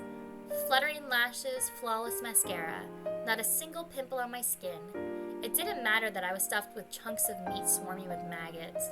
Squirming, wiggling, eating me from the inside. Charles Eiler wasn't a particularly attractive person. Let aside his above-average looks, something about his attitude gave away that something wasn't right. Maybe it was the way he scratched his skin and bit his nails, or the way he stared into empty space muttering something. There was no Wi-Fi on his flip phone, yet he was constantly taking it out of his pocket in short intervals. Typing a message to nowhere, setting an alarm clock off and back on. A foolproof tactic to ease raising anxiety. In class, he would often respond to the name of a girl classmate and everyone would start laughing. Probably Charlotte. He'd cover his mouth, mortified, realizing that the teacher's question wasn't directed at him. Stifled mutterings, jerky movements, constantly on the edge, anxious and detached, Charles Eiler was far from pleasant, yet I found us to be similar.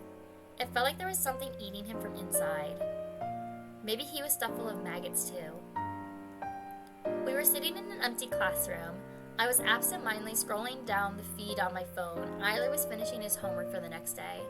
He did all the assignments during breaks and got excellent marks for it. I never got why he was in such a rush. So, what's your answer, yes or no? Eiler didn't look me in the eye. Instead, he was looking at a spot between me and the window frame. What? I can't tell who's speaking. What, sorry, what are you talking about? I couldn't hear you well in this noise. Eiler's voice echoed throughout the empty, eerily quiet classroom. Everyone else had gone home a long time ago. I started to get annoyed. Like I was saying, will you date me? Seconds passed. Eiler muttered indistinguishable words, still distracted by something. He was visibly uncomfortable. Okay. What? You're okay with it? I mean, why not? If you want to. Listen, I need to go home. Quick. I'm sorry. Oh, that's probably him again. Eh. His words made no sense. Eiler grabbed his bag and stormed out of the classroom. What was that all about? Henry used to be a high achiever in elementary school. By middle school, he'd lost all motivation to study. Eventually, he stopped leaving his room. You need to spend more time with your brother, Father had told me on numerous occasions, each time more insistently, his wife nodding behind his back. As if this smelly freeloader didn't get enough attention from them already. So sometimes I sat on the phone in my brother's room, listening to the click-clack sound of Henry's keyboard. It was always dark in his room. The air inside was damp, laced with the lingering stench of instant noodles and used tissues littering the floor. Disgusting! Bleh. Sometimes Henry got tired of playing and flopped onto the bed near me. He was not a talkative kid, so I never got what he was thinking. Sometimes he'd crawl onto me and bury his head in my chest, just lying there, as I blankly stared into space. In the darkness barely illuminated by LED lights, he told me about his two-dimensional sweethearts. Like then, Henry brought out his smartphone and shoved it into my face. It's Space Idol Garuri. All of these are from the anniversary poll, he muttered, scrolling down his card collection. Listen, in my defense though, of my gacha collection, I pay for my own shit. I pay for all my own shit. How much did you spend on her? Not much. Liar. Henry. A reluctant pause. She's worth it. I felt tired. Hey, shouldn't you be interested in real girls at your age? No, they're gross. Am I gross too? Kinda. Henry squeezed closer to me. Too close for comfort, I could smell his foul breath. Henry was extremely bad at maintaining hygiene, just like I had once been. Maybe it was in our genes. He must be starved for body contact without realizing it, I thought absentmindedly. Hey, stop it, you're too close. Go ask Mom to cuddle you. Henry didn't listen and only buried his head deeper into my chest. He was like a toddler. Mom and Dad only... that's probably him. Gotta run off for work and stuff. Thanks for the stream. Yeah, no worries. Hopefully this won't be too much longer, because I am starving. But it's also interesting to see Henri's point of view, because we didn't actually get that much Henri in this story. Because it was mostly from Charles' point of view. Mom and Dad only buy me things. They don't care about me. Believe me, they do. Unlike you, I don't have that luxury. Say, why won't you leave your room? It's pointless. What is? Everything. There's nothing I want to do in life. The only times I feel happy are when I play games or sleep. But I don't want to die either, so I'll just stay here forever. How pathetic. Charlie, you need to see a doctor. I gave Eiler's hand a firm squeeze. He was shaking. We were sitting on the cold floor in the boys' bathroom. There were around 15 minutes until the third period ended. I was trying to ignore the writing on the wall. Warhol is a slut. Eiler responded with a minute-long delay. What would they do?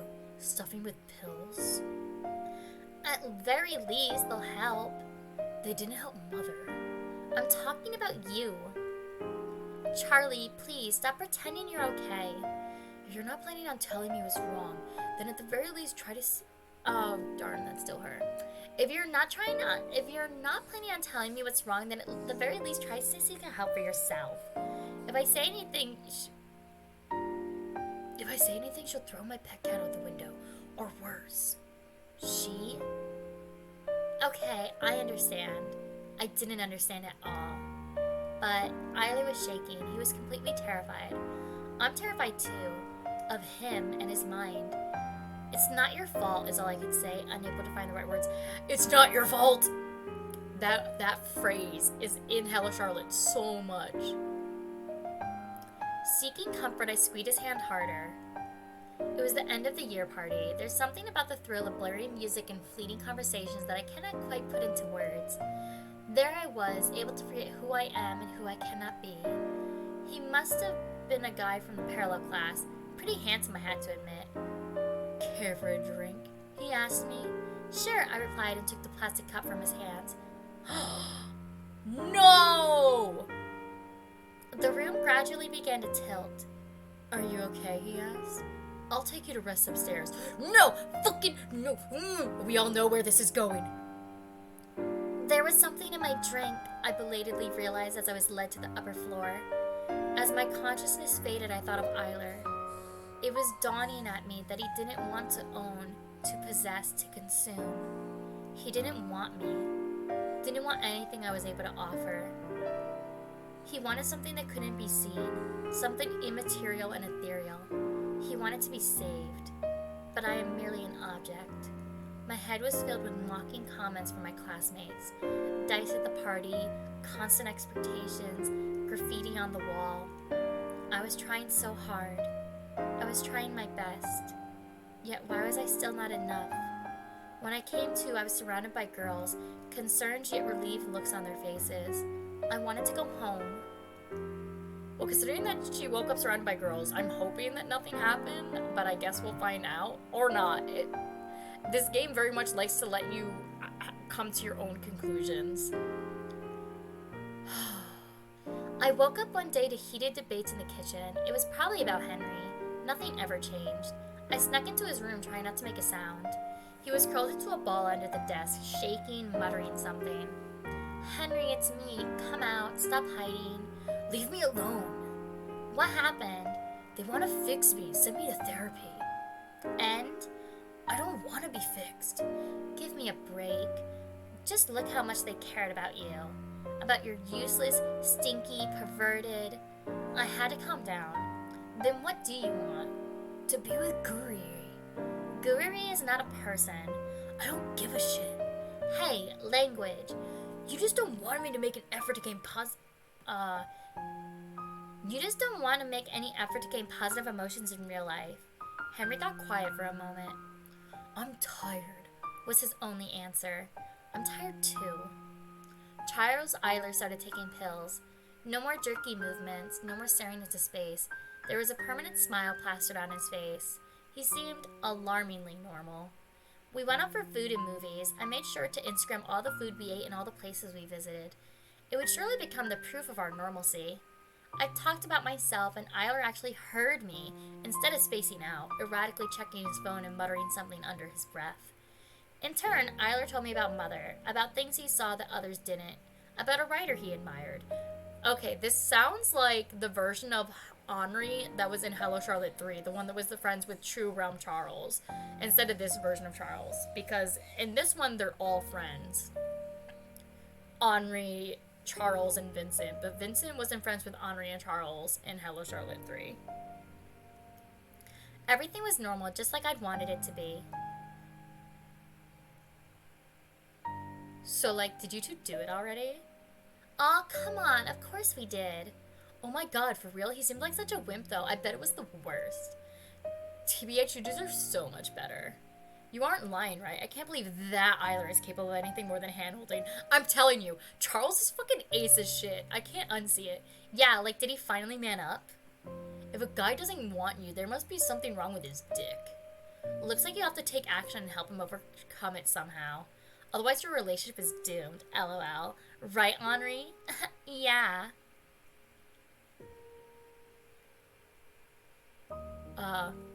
This doesn't insult you? I asked, showing Eiler the group chat. I lied to them about everything, but, you know.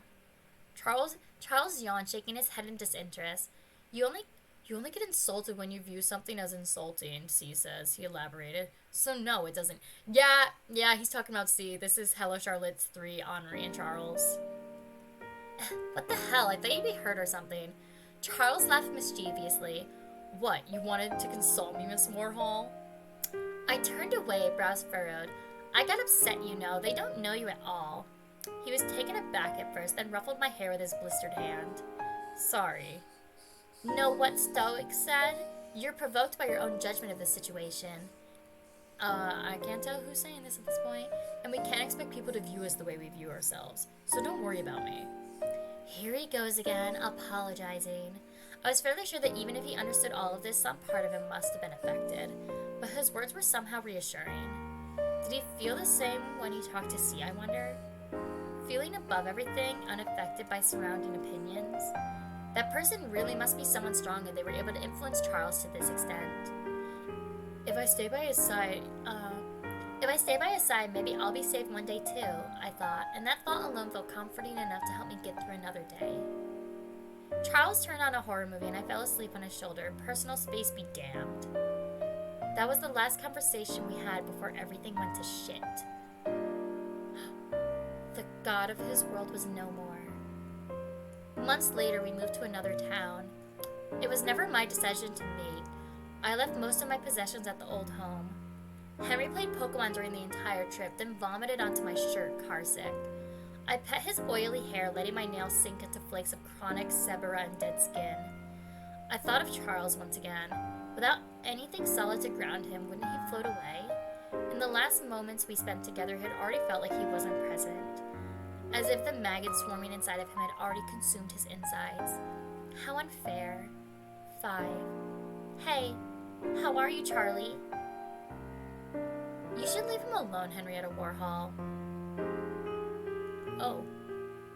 Is that C? Or is that Charles? You should leave him alone, Henrietta Warhol. Eiler, I'm being serious. So am I. Please stop writing us. Who's us? Why? This is Charlotte. Or not Charlotte. Scarlet. This is Scarlet. It must be. And you're a hindrance. If you continue pestering us, I'll make your personal information public. You have things to hide, don't you? 4. Henri, hi. I'm sorry for the last time. Feel free to block me. Okay, now you sound like Charles. Apology accepted. Hi, how are you? Are you okay? More or less. How's Mom? Like usual, I'm trying to spend more time with her. That's nice. How are you holding up? I'm fine, trying to adjust to a new place. Henry's an idiot and blew a load of money on online gambling, so Dad took away his debit card. Serves him right, I guess. I'm working as a waitress right now, so I have my own income. But I guess most of this money will go to my parents anyway. Debts and all. Do you have any plans for uni, or...? I'm taking a year off. Can't deal with it right now. And I'm not sure what I want to do. Yeah, only the job you're crazy about can get you a good income. Or just luck, really. Higher education won't really promise you a good place in life. Nice pie. Nice pasta. Did you get into med uni? I'll know in a month. I don't really remember the day of the exam. Uh-oh. What will you do if you don't pass? Kill myself, I guess. No, JK. It's not funny. I know, I'm being serious. I have Mother to take care of, so don't worry. 3. Henri, hi, how are you? Heart emojis? Gross. Eiler, is that really you? Of course it's me. Okay. I'm fine, just having trouble adjusting to a new place. Didn't make any friends yet. I don't want to pretend to be someone else just to fit in, but no one really wants to hang out with me when I'm myself. I feel alone. Are you doing okay? I'm okay. Specifically asked not to talk about the remnants, though. 2. Charlie, I'm scared of you. Of what you're becoming. I thought I didn't understand you before, but now I feel like I don't understand you at all. And I'm not really sure what to do. You need to seek help. 1. Shit. I'm so sorry. If you're reading this, it's me. I'm not okay. I'm not sure if I'm myself anymore. Sometimes I just close my eyes and then find myself in an unfamiliar place several hours later. I passed the exams, but I'm failing classes hard. I feel like vomiting just looking at people. They don't look human. I'm afraid if we meet again, you won't look human too. So please don't try to find me. Mother is not okay. She's not responding anymore. Everything is distorted. I'm clearly bothering you. I need to put a stop to this. Those were the last messages from Charles. His phone went dead and he never replied back. Trying to cope with this reality, I tried to forget about him. A year later, I found out that Eilers no longer lived at the old address. Charles Eiler had disappeared without a trace. I want to think he's okay, but I know better. Lilith Eiler was buried in a local cemetery. Looks like Charles took care of her burial before disappearing. I won't live longer than Mother would. He once told me and stayed true to his words. I like to think that his soul went where she is. Perhaps he's lying on the bottom of a vast sea, his form flickering, uncertain. I want to lie down near and make sure his carcass doesn't float away. But that's a selfish wish to have. Instead, I placed a bouquet on their grave and whispered a quiet prayer. Diary end. Well, that was a much more downer ending than the actual visual novel part. But we can pretend, because that was obviously Henri's point of view from Hello Charlotte 3 during the True Realm, when Vincent kills himself and Charles is dealing with the fake version of his dead sister. But in Heaven's Gate, we can just pretend that everything's fine, because they all graduated and they were pretty, and Charles looked like his father and he was attractive, and Vincent didn't commit suicide and they held hands at the end. Yeah, it'll be fine. Everything's fine.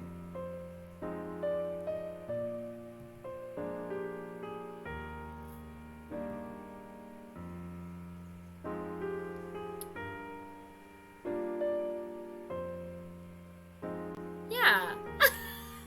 I'm just still processing everything that just happened. I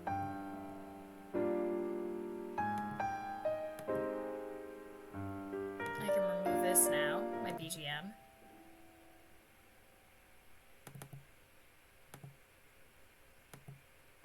And I'm not going to play it yet, but this is what we're going to be playing next. Just a little sneak peek. Because I have to actually get ready and eat something, because it's lunchtime right now for me. But that's essentially the end of Hello Charlotte. The Hello Charlotte saga. We played through Hello Charlotte 1, Hello Charlotte 2, Hello Charlotte Delirium, Hello Charlotte 3, and then Hello Charlotte Heaven's Gate, and that's everything in the Hello Charlotte series. But next week, next Tuesday, we're going to be starting Tomorrow Won't Come for Those Without Blank.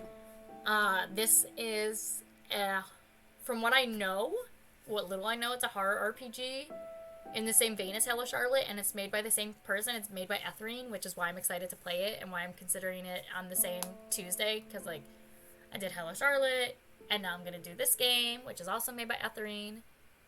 So, yeah. Next stream will be Thursday, in which we're going to be playing Amori again, but this time we're going to be doing the Hikomori route. So, we're not quite done with all the pain and suffering.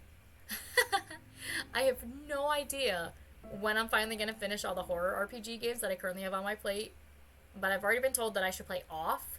And I want to look into playing something that is less horror-ish and less plot-driven, just so that people can, like, more easily just pop in and out, if that makes sense. And hopefully soon I'll have emojis, because I talked to someone about commissioning them. I just I had to stream, so I couldn't do it right then. But, yeah. I know nothing about this game, but it looks interesting, and I've been told that if I like Hello Charlotte and I like Amori, that I'm going to like this, and obviously I love Hello Charlotte and Amori. There we go. But, yeah. That's everything. It feels good to be back to streaming again, and I will see you guys on Thursday. Bye-bye! Thank you all for coming! Mwah. Mwah. Get it, choo!